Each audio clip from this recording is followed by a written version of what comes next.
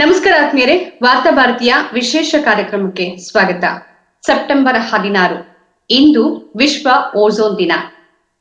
ಸೂರ್ಯನಿಂದ ಬರುವ ನೇರಳಾತೀತ ಕಿರಣಗಳನ್ನ ಭೂಮಿಗೆ ನೇರವಾಗಿ ಬರದಂತೆ ತಡೆಹಿಡಿದು ಭೂಮಿಯಲ್ಲಿ ವಾಸ ಮಾಡುವ ಸಕಲ ಜೀವ ಸಂಕುಲಗಳಿಗೆ ರಕ್ಷೆಯಾಗಿರುವ ಓಝೋನ್ ಪದರದ ಬಗ್ಗೆ ಜಾಗೃತಿ ಮೂಡಿಸುವಂತ ದಿನ ಇವತ್ತು.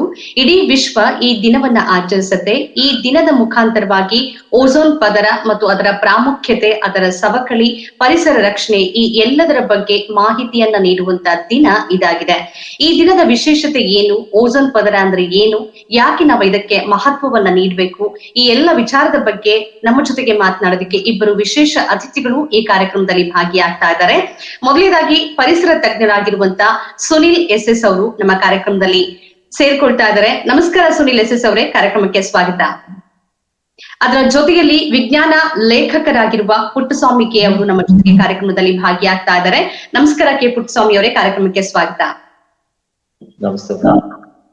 ಸುನಿಲ್ ಅವರೇ, ಇವತ್ತಿನ ದಿನ ಬಹಳ ಮುಖ್ಯವಾದಂತ ದಿನ. ನಾವು ಬೇರೆ ಬೇರೆ ಎಲ್ಲಾ ದಿನಗಳನ್ನ ಆಚರಿಸ್ತೀವಿ, ಅದಕ್ಕೆ ಬೇಕಾದಂತ ಸಿದ್ಧತೆಯನ್ನ ಮಾಡ್ಕೊಳ್ತೀವಿ, ಪ್ರಚಾರವನ್ನ ಕೊಡ್ತೀವಿ. ಆದ್ರೆ ವಿಜ್ಞಾನಕ್ಕೆ ಸಂಬಂಧಪಟ್ಟಂತೆ, ಜೊತೆಗೆ ನಮ್ಮ ನಿತ್ಯದ ಜೀವನ, ನಮ್ಮ ಬದುಕಿಗೆ ಸಂಬಂಧಪಟ್ಟಂತ ಒಂದು ದಿನ ಇದು. ಈ ದಿನದ ಪ್ರಾಮುಖ್ಯತೆಯನ್ನ ತಾವು ಹೇಗೆ ವಿವರಿಸ್ತೀರಿ? First of all, we have to remember second thing is that the entire human population on the planet impacted so much on the globe, that is the Mother Earth. It's immense, unmeasurable. So let me tell you why this day is important, okay? So as we know the atmosphere, so atmosphere is not just a blanket or just just a bunch of gases or something like that one. It's one of the most essential part of the life to exist on the planet. Okay. Second thing, so how the atmosphere. So I'll go back a little bit to the history and tell you a little bit story about this one.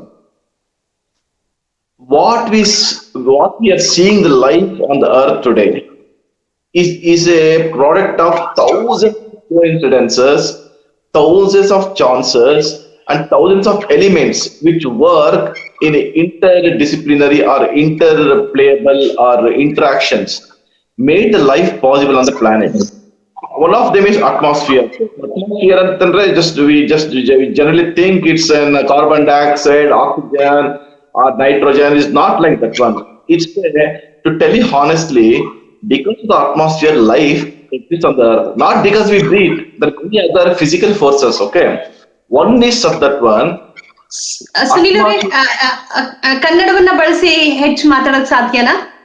ಸಾಧ್ಯ ಇದ್ರೆ ನಮ್ಮ Yeah, so I'll try that. I'll try. So one of the things, atmosphere is the first line of defense. So why I'm telling is the first line of defense. What we are seeing the earth today is always not the same what we're seeing today. Okay, it was completely different planet. ಹಿಂದೆ ಭೂಮಿ ಬೇರೆ ತರ ಇತ್ತು, complete ಬೇರೆ ತರ ಇತ್ತು ಹಿಂದೆ. ನಾವಿತ್ತು ಏನ್ ನೋಡ್ತಾ ಇದೀವಿ ಭೂಮಿನ, ಅವತ್ತು ಇದೇ ತರ ಇತ್ತಿಲ್ಲ ಭೂಮಿ. ಅದು ನಾವು ಹೇಗೆ ಹ್ಯೂಮನ್ ಎವಲ್ಯೂಷನ್ ಅಂದ್ರೆ ಹ್ಯೂಮನ್ ವಿಕಾಸ ಹೇಗಾಗಿದೆ, ಹಾಗೆ ಭೂಮಿನೂ ಸಹ ವಿಕಾಸ ಆಗಿದೆ. ಸೊ ಫಸ್ಟ್ ಬಂದಾಗ it was just a fire ball, just a rock. ಅದು ಆಸ್ ಅದಕ್ಕೆ ಮಾಸ್ ಬಂದ್ ಸೇರ್ಕೊಂಡಂಗೆ ಅಟ್ಮಾಸ್ಫಿಯರ್ ಕ್ರಿಯೇಟ್ ಆಯ್ತು. ಅಟ್ಮಾಸ್ಫಿಯರ್ ಕ್ರಿಯೇಟ್ ಆದ್ಮೇಲೆ lot of gases accumulated, volcano activities ಇಂದ many forces. Okay, so atmosphere ಬಂದಿದ್ದು ಭೂಮಿ ಶುರುವಾದ ಜೊತೆಗೆ ಬರ್ಲಿಲ್ಲ. Atmosphere it also came very litre.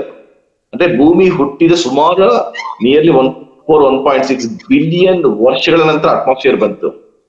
ನಾವು ಏನ್ ಆಕ್ಸಿಜನ್ ಬ್ರೇಕ್ ಮಾಡ್ತಿದೀವಿ, ಆಕ್ಸಿಜನ್ ಬಂದಿದ್ದೆ ತುಂಬಾ ಲೇಟ್ ಆಗಿ, ಅಂದ್ರೆ ಭೂಮಿ ಹುಟ್ಟಿದ್ದು ಟೈಮ್ ಸ್ಕೇಲ್ ಅಲ್ಲಿ ನೋಡಿದ್ರೆ. So what I want to trail ಅಂತಂದ್ರೆ, atmosphere is the first line of defence. ಯಾಕೆ ಫಸ್ಟ್ ಲೈನ್ ಆಫ್ ಡಿಫೆನ್ಸ್ ಅಂತಂದ್ರೆ, the sun is such a, ನಾವ್ ಏನ ಸೂರ್ಯ ಏನಿದೆ ನಮ್ಮ ನಕ್ಷತ್ರ ಇದೆಯಲ್ಲ, ಇಟ್ಸ್ ವೆರಿ ಪವರ್ಫುಲ್ ನಕ್ಷತ್ರ ಅದು. Because earth is really close to the other star. So the powerful radiations ಇದನ್ನೆಲ್ಲನು ಫಿಲ್ಟರ್ ಮಾಡಿಬಿಡತ್ತೆ ಓಝೋನ್. ಸೊ ಲೈಫ್ ಅಂತಂದ್ರೆ ಎಲ್ಲಾ ಪ್ರಾಣಿ ಸಂಕುಲಗಳು, ಮನುಷ್ಯರು, ಗಿಡಗಳು, ಎಲ್ಲಾ ತರ ಉಳಿಬೇಕು ಅಂತಂದ್ರೆ ಈ ಫಸ್ಟ್ ಲೈನ್ ಆಫ್ ಡಿಫೆನ್ಸ್ ಉಳಿಸ್ಕೋಬೇಕು ನಾವು. ಓಕೆ, ಮಾತನಾಡ್ತೀನಿ ಸುನಿಲ್ ಅವರೇ, ಮಾತನಾಡ್ತೀನಿ ನಿಮ್ ಜೊತೆಗೆ. ಪುಟ್ಟಸ್ವಾಮಿ ಅವರೇ, ತಾವು ಹೇಗಿದನ್ನ ನೋಡ್ತೀರಿ? ಓಝೋನ್ ಡೇ ಮತ್ತು ಅದಕ್ಕೆ ನಾವು ನೀಡಬೇಕಾಗಿರುವಂತ ಮಹತ್ವ, ಇವತ್ತಿನ ತುರ್ತು ಅಗತ್ಯ ಏನಿದೆ ಅಂತ ಅನ್ಸುತ್ತೆ ತಮ್ಗೆ? ಸುನಿಲ್ ಅವರ ಸ್ವಲ್ಪ ಅಸ್ಪಷ್ಟವಾಗಿ ಅವ್ರು ಏನ್ ಹೇಳಿದ್ರು ಅಂತ ಸ್ವಲ್ಪ ಮಾತ್ರ ನಾನು ಕೇಳಿಸ್ಕೊಂಡೆ. ಯಾಕಂದ್ರೆ ಸ್ವಲ್ಪ ತಾಂತ್ರಿಕ ಕಾರಣ ಏನೋ ಇದೆ, ಸರಿಯಾಗಿ ಕೇಳ್ತಾ ಇಲ್ಲ. ಅಟ್ಮಾಸ್ಫಿಯರ್ ಅಂದ್ರೆ ಏನು, ಅದರ ಮಹತ್ವ ಏನು, ಮತ್ತೆ ಯಾಕೆ ಓಝೋನ್ ಬಹಳ ಇಂಪಾರ್ಟೆಂಟ್ ಆಗ್ತದೆ ಅಂತ ಅವರು ಹೇಳಿದ್ರು ಅಂತ ಕಾಣ್ತದೆ. ಇದು ನಮ್ಮ ಪೃಥ್ವಿಯಲ್ಲಿ, ನಮ್ಮ ಜಗತ್ತಿನಲ್ಲಿ ಜೀವಿಗಳು ಉಗಮವಾಗೋದಕ್ಕೆ ವಾಯುಮಂಡಲ ಬಹಳ ಮುಖ್ಯವಾದ ಒಂದು ಸಂಗತಿ. ಯಾಕೆ ಅಂತಂದ್ರೆ ಜಗತ್ತಿನ ಬ್ರಹ್ಮಾಂಡದಲ್ಲಿರುವ ಬೇರೆಲ್ಲ ಗ್ರಹಗಳಿಗಿಂತ ಬಹಳ ಮುಖ್ಯವಾಗಿ ಅರ್ತ್ ಅಂದ್ರೆ ನಮ್ಮ ಜೀವಗಳ ಭಿನ್ನ ಆಗೋದು ಅದನ್ನ ಸುತ್ತುವರೆದಿರುವ ವಾಯುಮಂಡಲದಿಂದ. ಸೊ ಈ ವಾಯುಮಂಡಲದಲ್ಲಿ ಅವರು ಹೇಳಿರ್ಬೇಕು ಅನೇಕ ವಲಯಗಳಿವೆ, ಬೇರೆ ಬೇರೆ ಮಂಡಲಗಳಿವೆ. ಭೂಮಿಯಿಂದ ಸುಮಾರು 10-15 ಕಿಲೋಮೀಟರ್ ವರೆಗಿರೋ ಟ್ರೋಪೋಸ್ಫಿಯರ್, ನಂತರದ ಸ್ಟ್ರಾಟೋಸ್ಫಿಯರ್, ಅದರಿಂದ ಮೇಲ್ಗಡೆ ಒಂದು 50 ಕಿಲೋಮೀಟರ್ ಎತ್ತರದವರೆಗಿರುವ ಸ್ಟ್ರಾಟೋಸ್ಫಿಯರ್, ಆಮೇಲೆ ಮೀಸೋಸ್ಫಿಯರು, ಥರ್ಮೋಸ್ಫಿಯರ್, ಮತ್ತೆ ಎಕ್ಸೋಸ್ಫಿಯರ್, ಮ್ಯಾಗ್ನೆಟೋಸ್ಫಿಯರ್, ಹೀಗೆ ಬೇರೆ ಬೇರೆ ಮಂಡಲಗಳಿವೆ. ಇಲ್ಲಿ ನಮ್ಮ ಭೂಮಿಯ ಅತ್ಯಂತ ಕೆಳಭಾಗದಲ್ಲಿ ಸುಮಾರು 10-15 ಕಿಲೋಮೀಟರ್ ಒಳಗಡೆ ಇರುವಂತ ವಾಯುಮಂಡಲ ಏನಿದೆ, ಅದು ನಮ್ಮ ಬದುಕನ್ನ ಪೊರೆಯುವಂತ ಒಂದು ವಾಯುಮಂಡಲ. ಅದರಲ್ಲಿ ಎಲ್ಲ ಆಕ್ಸಿಜನ್, ಇಂಗಾಲದ ಡೈಆಕ್ಸೈಡ್, ನೈಟ್ರೋಜನ್, ಜೊತೆಗೆ ನಮ್ಮ ಕ್ಲೌಡ್ಸ್, ರೈನ್, ಇವೆಲ್ಲ ಫಾರ್ಮೇಶನ್ ಆಗೋದು ಅಲ್ಲಿಂದನೇ. ನಂತರದ ಮಂಡಲ ಇದೆಯಲ್ಲ, ಅದನ್ನ ನಾವು ಸ್ಟ್ರಾಟೋಸ್ಫಿಯರ್ ಅಂತೀವಿ. ಆ ಸ್ಟ್ರಾಟೋಸ್ಫಿಯರ್ ನಲ್ಲಿ ಇರುವಂತದ್ದು ಓಝೋನ್. ಓಝೋನ್ ಅಂತ ಅಂದ್ರೆ ಅವ್ರು ಹೇಳಿರ್ಬೇಕು, ಅದು ಆಕ್ಸಿಜನ್ ನ ಬೇರೊಂದು ಐಸೋಟೋಪ್. ಅಂದ್ರೆ ಐಸೋಟೋಪ್ ಅಂದ್ರೆ ಒಂದೇ ವಸ್ತು, ಒಂದೇ ಎಲಿಮೆಂಟ್ ನ ಬೇರೆ ಬೇರೆ ರೂಪದಲ್ಲಿ ಕಾಣಿಸ್ಕೊಳ್ಳುವಂತವು. ಈಗ ಉದಾಹರಣೆಗೆ ಕಾರ್ಬನ್, ವಜ್ರ, ಗ್ರಾಫೈಟ್, ಇವೆಲ್ಲ ಇಂಗಾಲದ, ಮಸಿ, ಇದ್ದಿಲು, ಇವೆಲ್ಲ ಇಂಗಾಲದ ಬೇರೆ ಬೇರೆ ರೂಪಗಳಿದ್ದಂಗೆ ಆಕ್ಸಿಜನ್ ನ ಬೇರೆ ಮತ್ತೊಂದು ರೂಪ ಇದು ಓಝೋನ್. ಓಝೋನ್ ಅಂದ್ರೆ ನಮಗೆ ಬಹಳ ಮುಖ್ಯವಾಗಿ ತಿಳಿದಿರೋದು ಸೂರ್ಯನಿಂದ ಬರುವಂತ ರೇಡಿಯೇಷನ್ ಏನಿದೆ, ವಿಕಿರಣ ಏನಿದೆ, ಅದರಲ್ಲಿ ಬರುವಂತ ಅಲ್ಟ್ರಾವೈಲೆಟ್ ರೇಸ್ ನ ಅದು ತಡೆಯುತ್ತೆ. ಈ ಅಲ್ಟ್ರಾವೈಲೆಟ್ಸ್ ಜೀವಿಗಳಿಗೆ, ಪ್ಲಾಂಟ್ ಟಿಶ್ಯೂಸ್ಗೆ ಬಹಳ ಮಾರಕವಾದ ಒಂದು ವಿಕಿರಣ.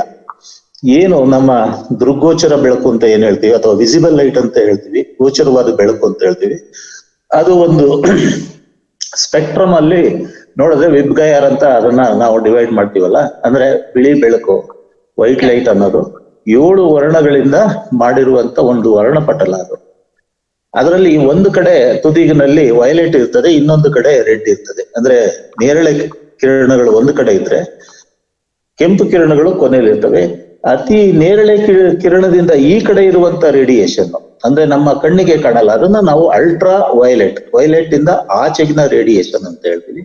ರೆಡ್ಗಿನ್ನ ಆಚೆಗಿನ ಕೆಳಗಡೆ ಇರುವಂತ ರೇಡಿಯೇಷನ್ ನಾವು ಇನ್ಫ್ರಾರೆಡ್ ಅಂತ ಹೇಳ್ತೀವಿ. ಈ ವರ್ಣ ಪಟಲದ ಈ ಕಡೆ ಇರುವಂತ ವೈಲೆಟ್ ಇಂದ ಆಚೆ ಕಡೆ ಇರುವಂತ ರೇಡಿಯೇಷನ್ ಏನಿದೆ, ಅದು ಅತ್ಯಂತ ತೀಕ್ಷ್ಣವಾದ ಮತ್ತೆ ಸುಮಾರು 400-400 ನ್ಯಾನೋಮೀಟರ್ ವೇವ್ ಲೆಂತ್ ಅಲ್ಲಿ ಇರುವಂತ ಒಂದು ವಿಕಿರಣ ಅದು. ಆ ವಿಕಿರಣ ಬಹಳಷ್ಟು ತೀಕ್ಷ್ಣವಾಗಿದ್ದು ನಮ್ಮ ಭೂಮಿಯಲ್ಲಿರುವ ಜೀವಿಗಳ ಮೇಲೆ, ಅದ್ರ ಮುಖ್ಯವಾಗಿ ಹ್ಯೂಮನ್ ಆದ್ರೆ ಅದರ ಸ್ಕಿನ್ ಮೇಲೆ ಬಹಳ ದೊಡ್ಡ ಪರಿಣಾಮ ಬೀರುತ್ತದೆ. ಸ್ಕಿನ್ ಕ್ಯಾನ್ಸರ್ ಅಂತದ್ದು ಕಾಣಿಸ್ಕೊಳ್ಬಹುದು, ಪ್ಲಾಂಟ್ ಟಿಶ್ಯೂಸ್, ಮತ್ತೆ ಒಟ್ಟಿನಲ್ಲಿ ಜೀವಿಗಳಿಗೆ ಬಹಳ ಮಾರಕವಾದ ಅದು ಬೆಳಕು. ಆ ಬೆಳಕನ್ನ ಅದು ತಡೆಯುತ್ತೆ. ಅಂದ್ರೆ ಆ ವಿಕಿರಣವನ್ನ ತಡೆದು ಮನುಕುಲವನ್ನ ಮತ್ತೆ ಜೀವಕುಲವನ್ನ ಸಂರಕ್ಷಣೆ ಮಾಡುತ್ತೆ ಅನ್ನೋದು ನಮ್ಮ ವಿಜ್ಞಾನ ಹೇಳ್ಕೊಟ್ಟಿರುವಂತ ಒಂದು ಪಾಠ. ಇದು ಮೊದಲಿನಿಂದ ಸಮತೋಲನದಲ್ಲಿ ಇಡುವಷ್ಟು ಓಝೋನು ನಮ್ಮ ಸ್ಟ್ರಾಟೋಸ್ಫಿಯರ್ ನಲ್ಲಿ ಇತ್ತು. ಓಝೋನ್ ಅಂತಂದ್ರೆ ಅದು ಒಂದು ಪರದೆ, ಅಂದ್ರೆ ನಾವು ಊಹಿಸ್ಕೊಳ್ಳುವಂತ ಪರದೆ ತರ ಇರಲ್ಲ ಅದು ಸ್ಟ್ರಾಟೋಸ್ಫಿಯರ್ ನಲ್ಲಿ. ನಾವೇನು ಒಂದು ಮುಸುಗಾಗಿ ತೆರೆಯನ್ನ ಹರಡ್ತೀವಿ ಆ ತರ ತೆರೆ ಇರಲ್ಲ. ಮತ್ತೆ ಅದರ ಕಾನ್ಸಂಟ್ರೇಷನ್ ಕೂಡ ಬಹಳಷ್ಟು ಕಡಿಮೆ, ಅಬೌಟ್ 5 to 10% ಆಫ್ ದಿ ಅಥವಾ 10% ಟೋಟಲ್ ಗ್ಯಾಸಸ್ ಏನಿದೆ ಸ್ಟ್ರಾಟೋಸ್ಫಿಯರ್ ನಲ್ಲಿ, ಅದರಲ್ಲಿ 5-10% ಅಷ್ಟು ಮಾತ್ರ ಓಝೋನ್ ಇರ್ತದೆ. ಓಝೋನ್ ಅಂದ್ರೆ ಆಕ್ಸಿಜನ್ ನ 3 ಪರಮಾಣುಗಳ ಒಂದು ಘಟಕ. ಆಕ್ಸಿಜನ್ ಅಂತಂದ್ರೆ 2 ಪರಮಾಣುಗಳು ಸೇರಿ ಒಂದು ಮಾಲಿಕ್ಯೂಲ್ ಆಗಿರ್ತದೆ. ಆದ್ರೆ ಓಝೋನು 3 ಪರಮಾಣುಗಳು ಸೇರಿ ಒಂದು ಘಟಕ ಆಗಿರ್ತದೆ, ಒಂದು ಮಾಲಿಕ್ಯೂಲ್ ಆಗಿರುತ್ತದೆ. ಆ ಮಾಲಿಕ್ಯೂಲ್ಗೆ ಈ ವಿಕಿರಣವನ್ನ ತಡೆಯುವಂತ ಶಕ್ತಿ ಇದೆ. ಆದ್ರೆ ಮಾತನಾಡ್ತೀನಿ ಪುಟ್ಟಸ್ವಾಮಿ ಅವರೇ, ನಿಮ್ ಜೊತೆಗೆ ಮಾತನಾಡ್ತೀನಿ. ಸುನಿಲ್ ಅವರೇ, ನಮ್ಗೆ ಇತ್ತೀಚಿನ ವರ್ಷಗಳಲ್ಲಿ ನಾವ್ ಇದಕ್ಕೆ ಯಾಕೆ ಮಹತ್ವವನ್ನು ಕೊಡ್ಬೇಕು ಅಂತಂದ್ರೆ ಒಂದೆರಡು ಅಂಶಗಳು ಸಿಗತ್ತೆ. ಒಂದು, ಆ ಪದರ ತೆಳುವಾಗ್ತಾ ಇದೆ. ಇನ್ನೊಂದು, ಒಂದು ಧ್ರುವದಲ್ಲಿ ಕೆಲವು ರಂಧ್ರಗಳು ಕಾಣಿಸ್ಕೊಂಡಿದೆ. ಇದು ಬಹಳ ಆತಂಕಕ್ಕೆ ಉಂಟು ಮಾಡುವಂತ ವಿಚಾರ ಅಂತ. ಸದ್ಯ ಈಗ ಓಝೋನ್ ಪದರ ಯಾವ ರೀತಿಯಲ್ಲಿದೆ? ರಂಧ್ರಗಳು ಇದೆಯಾ, ರಂಧ್ರಗಳು ಮುಚ್ಚ ಹೋಗಿದ್ಯಾ, ಅಥವಾ ಪದರ ತೆಳು ಆಗ್ತಾ ಇದೆಯಾ? ಇದ್ರ ಬಗ್ಗೆ ಏನೆಲ್ಲ ಮಾಹಿತಿ ಇದೆ ತಮ್ಮ ಬಳಿ? ಇವತ್ತು ಓಝೋನ್ ಡೇ. ಓಝೋನ್ ಪದರ ಭೂಮಿಲಿ ಜೀವ ಸಂಕುಲನ ಅಥವಾ ಮನುಷ್ಯನ ಭವಿಷ್ಯಕ್ಕೆ ತುಂಬಾ ಇಂಪಾರ್ಟೆಂಟ್ ಅಂತ ನಮ್ಗೆ ಚೆನ್ನಾಗಿ ಗೊತ್ತಿದೆ. ಆಗಲೇ ವಿಜ್ಞಾನ ಅದನ್ನ very much established. Okay, but ಒಂದು ನಾವು ಇಲ್ಲಿ ಮಾಡ್ತಾರೆ ಮಿಸ್ಟೇಕ್ ಅಂತಂದ್ರೆ, ಇವತ್ತು ಓಝೋನ್ ಡೇ ಇದ್ರು ಸಹ I will take the liberty to criticise. Okay, ಇದು part of the air pollution. ನಾವು ಏರ್ ಪೊಲ್ಯೂಷನ್ 108 ಸೆಗ್ಮೆಂಟ್ ಅಲ್ಲಿ ಒಂದನ್ನು ಓಝೋನ್ ಅಂತ ಹೇಳ್ತಿದ್ದೇವೆ ಬಿಟ್ರೆ, ಇದು ನಾಟ್ ಸಪರೇಟ್ ಏನ್ ಅಂತಲ್ಲ. ಯಾಕಂದ್ರೆ ಅಟ್ಮಾಸ್ಫಿಯರ್ ಅಂತಂದ್ರೆ ಅದೊಂದು ಸಿಸ್ಟಮ್. ಅದು ಎಲ್ಲಾ gas, nitrogen, oxygen, carbon dioxide, argon, ಇದ್ರ ಎಲ್ಲ ಸೇರ್ಕೊಂಡು atmosphere different layer, whatever it may be, science is telling that ಅಲ್ಲ. So it's a system. Okay, ಆ ಸಿಸ್ಟಮ್ ಅಲ್ಲಿ ozone is also part of it. ಈಗ ozone problem ಇದೆ, it's a part of the overall problem of the air pollution. Okay, so air pollution ಅಂತಂದ್ರೆ ಯಾವ ತರ? So ಮನುಷ್ಯನ vehicle use ಇರ್ಬೋದು, ಅಥವಾ ಫಾರೆಸ್ಟ್ ಫೈರ್ಸ್ ಇರ್ಬೋದು, ಮೆನಿ ಥಿಂಗ್ಸ್. ಆಕ್ಚುಲಿ ನಮ್ಮ ಪೆಸ್ಟಿಸೈಡ್ಸ್ ಆಪರೇಷನ್ ಇರ್ಬೋದು, ನಾನ್ ವೋಲಟೈಲ್ ಕಾಂಪೌಂಡ್ಸ್ ಇರ್ಬೋದು, ಥೌಸಂಡ್ಸ್ ಆಫ್. ಅದಕ್ಕೆ ಏನು ಹೇಳ್ತಾರೆ ಅಂತಂದ್ರೆ ನೋವೆಲ್ ಎಂಟಿಟೀಸ್ ಅಂತ ಹೇಳ್ತಾರೆ. ಅಂದ್ರೆ ಈ ಭೂಮಿ ಮೇಲೆ ಇಲ್ಲದೆ ಇರೋಂತಹ ಕೆಮಿಕಲ್ಸ್ ಮನುಷ್ಯ ಪರಿಸರಕ್ಕೆ ಬಿಟ್ಟಿರೋದು. ಅದು ಸಾಯಿಲ್ ಎಫೆಕ್ಟ್ ಮಾಡಬಹುದು, ವಾಟರ್ ಎಫೆಕ್ಟ್ ಮಾಡಬಹುದು, ಅಥವಾ ಏರ್ ಎಫೆಕ್ಟ್ ಮಾಡಬಹುದು. ಏರ್ ಅಂದ್ರೆ ಅವ್ರ ಅಟ್ಮಾಸ್ಫಿಯರ್ ಗೆ ಅವ್ರ ozone layer is also one of this. Okay, so ಈಗ ಏನಾಗಿದೆ ಅಂತ ನೀವು ಕೇಳಿದ question I am coming that one. Ozone layer ತಿನ್ನಾಗಿದೆ ಮತ್ತೆ ಆಗ್ತಾನೂ ಇದೆ. ಇದು 1975 ಇಂದಾನೆ ಎಸ್ಟಾಬ್ಲಿಷ್ ಆಗಿದೆ. ಹೊಸದಾಗಿ ಏನಾದ್ರು ಆಗ್ತಾ ಇಲ್ಲ. 1975 ಇದೆ ಓಝೋನ್ ಲೇಯರ್. ಮತ್ತೆ ಹೋಲ್ ಇಸ್ ಗೆಟಿಂಗ್ ತಿನ್ನಿದೆ. ಬಟ್ ಏನಂತಂದ್ರೆ ಇಟ್ ಇಸ್ ನಾಟ್ ಕನ್ಸಿಸ್ಟೆಂಟ್. ಅಂದ್ರೆ ಈ ವರ್ಷ ಸ್ವಲ್ಪ ಕೆಲವು ಕಡೆ ಶಿಫ್ಟ್ ಆಗ್ಬೋದು ಗ್ಲೋಬಲಿ, ಕೆಲವು ಕಡೆ ಮತ್ತೆ ಬೇರೆ ಕಡೆ ಕಾಣಿಸ್ಬೋದು, ಕೆಲವು ಕಡೆ ಜಾಸ್ತಿ ಆಗ್ಬೋದು, ಕೆಲವು ಕಡೆ ಕಡಿಮೆ ಆಗ್ಬೋದು. But over all thing it been affected. ನಮ್ದು ಫಸ್ಟ್ ಲೈನ್ ಆಫ್ ಡಿಫೆನ್ಸ್ ಅಂತ ಏನ್ ಹೇಳ್ತೀವಿ ಓಝೋನ್ ಲೇಯರ್ ನ, the most crucial part for controlling radiation is really damaged and affected and is in the process of decline. ಯಾಕಂದ್ರೆ human population ಜಾಸ್ತಿ ಆಗ್ತಿದೆ. ನಾವು ಪರಿಸರಕ್ಕೆ ಬಿಡ್ತಿರಾ, ಎಸ್ಪೆಷಲಿ ಅಟ್ಮಾಸ್ಫಿಯರ್ಗೆ ಬಿಡ್ತಿರೋ ಗ್ಯಾಸಸ್ ಜಾಸ್ತಿ ಆಗ್ತಿದೆ. ಆದ್ರಿಂದ the ozone is gradually depleting. ಈ recent Antarctic studies, recent Kola peninsula studies in Russia, in many places across the globe, ನಾನು ಹೇಳ್ತೀನಿ ಅಕ್ರಾಸ್ ದ 210 ಕಂಟ್ರಿ ಏನಿದೆ, ಎಲ್ಲಾ ಕಂಟ್ರಿಗೂ ಡಿಫ್ರೆಂಟ್ ಸ್ಟೇಷನ್ ಇಂದ ಮಾಡ್ತಿರೋದು ಎಲ್ಲಾ ರಿಪೋರ್ಟ್ ನೆಗೆಟಿವ್ ಆಗಿದೆ ಹೊರತು ಎಲ್ಲೂ ಪಾಸಿಟಿವ್ ಸರಿಯಾಗಿದೆ ಅಂತ ಎಲ್ಲೂ ಬಂದಿಲ್ಲ ಇಲ್ಲಿ ತನಕ. ಸುನಿಲ್ ಅವರೇ, ಈಗ ಒಂದು ಓಝೋನ್ ಪದರ ಏನಾದ್ರೂ ಇನ್ನೂ ದೊಡ್ಡ ಮಟ್ಟದಲ್ಲಿ ರಂಧ್ರಗಳಾಗಿ ಅಥವಾ ಪದರ ಸಂಪೂರ್ಣವಾಗಿ ತೆಳುವಾಯ್ತು ಅಂದ್ರೆ ಈ ಭೂಮಿಯಲ್ಲಿ ಯಾವ ಜೀವ ಸಂಕುಲಗಳು ಬದುಕುವಾಗ ಆಗೋದೇ ಇಲ್ಲ ಅಂತ ಪರಿಸ್ಥಿತಿ ನಿರ್ಮಾಣ ಆಗತ್ತೆ.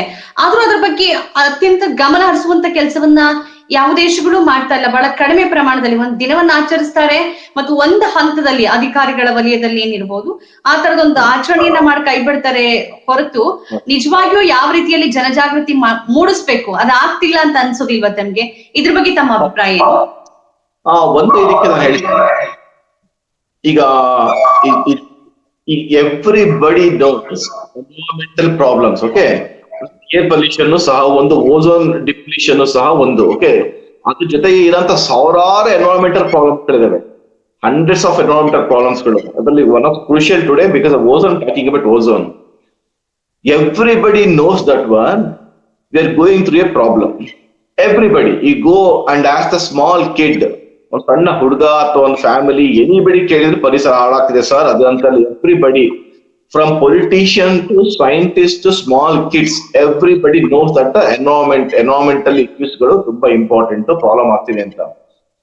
How many of them understand the intensity of the problem is so crucial anta, urgency of the problem, nobody understands it. So what's the problem and irony that one antandre, iga political systems iralla, political bodies enide, any government idre, nanu ee government aa government antala across the globe heltira nanu, environmental issues back seat tagondide, is not the first priority. Okay, is not the first priority. Enagutte antandre, because the government has to show to the people, because how they get selected to run the government, right? Avrige growth torstane irbekagutte. So once they start showing the growth, they have to keep compromising with the environmental issues, especially air pollution. ಈಗ ನಿಮ್ಮ economy ಹಾಳಾಗ್ತಿದೆ ಅಂತ ಹೇಳ್ತಿದ್ದಾರೆ, ಎಲ್ಲ ಗೊತ್ತಾಗ್ತಿದೆ. Recently ಸುಮಾರು automobile companies going out of India ಅಂತೆಲ್ಲ ಬಂತು. But ಈಗ ಆಟೋಮೊಬೈಲ್ ಕಂಪನೀಸ್ ಎಕ್ಸಾಸ್ಟ್ ಆಗಲಿ VOC ಅಥವಾ ವೋಲಟೈಲ್ ಆರ್ಗ್ಯಾನಿಕ್ ಕಾಂಪೌಂಡ್ಸ್ ಅಂತೇವಿ, ಅದು ಹೋಗನ್ನ ತಿನ್ ಮಾಡುತ್ತೆ. ಬಟ್ ಏನಾಗುತ್ತೆ ಅಂತಂದ್ರೆ, ಈ ತರ ಆದ್ರೆ ಎಕಾನಮಿ ಕೊಲ್ಯಾಪ್ಸ್ ಆಗ್ತಿದೆ, ತುಂಬಾ ಜನ ಕೆಲಸ ಕಳ್ಕೊಂತಾರೆ ಅಂತ ಗೌರ್ಮೆಂಟ್ ಏನಾಗುತ್ತೆ ಅಂದ್ರೆ, they also push for the development. ಎಲ್ಲಿ ತನಕ ಡೆವಲಪ್ಮೆಂಟ್ ಹೋಗ್ತಿರುತ್ತೆ ಅಲ್ಲಿ ತನಕ political systems. So what I want to tell you ಅಂತಂದ್ರೆ, ಡೆವಲಪ್ಮೆಂಟ್ ಅಂತ ನಾವೇನ್ ಹೇಳ್ತೀವಲ್ಲ, ಹಲೋ ಹೇಳಿ ಕೇಳಿಸ್ತಾರೆ ಸುನಿಲ್ ಅವರೇ ಅಂತ ಏನ್ ಹೇಳ್ತೀವಿ, ಅದನ್ನ government bodies should properly understand it across the globe. What is development? Development ಅಂದ್ರೆ ಓಕೆ, ಸ್ಕೈ ಸ್ಕ್ರೇಪರ್ಸ್ ಬರ್ಬೇಕಾ, ತುಂಬಾ ಕಾರ್ಗಳು ಇರ್ಬೇಕಾ ರಸ್ತೆಯಲ್ಲಿ, ಆಯ್ತಲ್ಲ, ಬೇರೆ ಬೇರೆ ತರದ್ದು ಬ್ರಿಡ್ಜಸ್ ಬರ್ಬೇಕಾ, ಡ್ಯಾಮ್ ಗಳು ಬರ್ಬೇಕಾ? That's not development.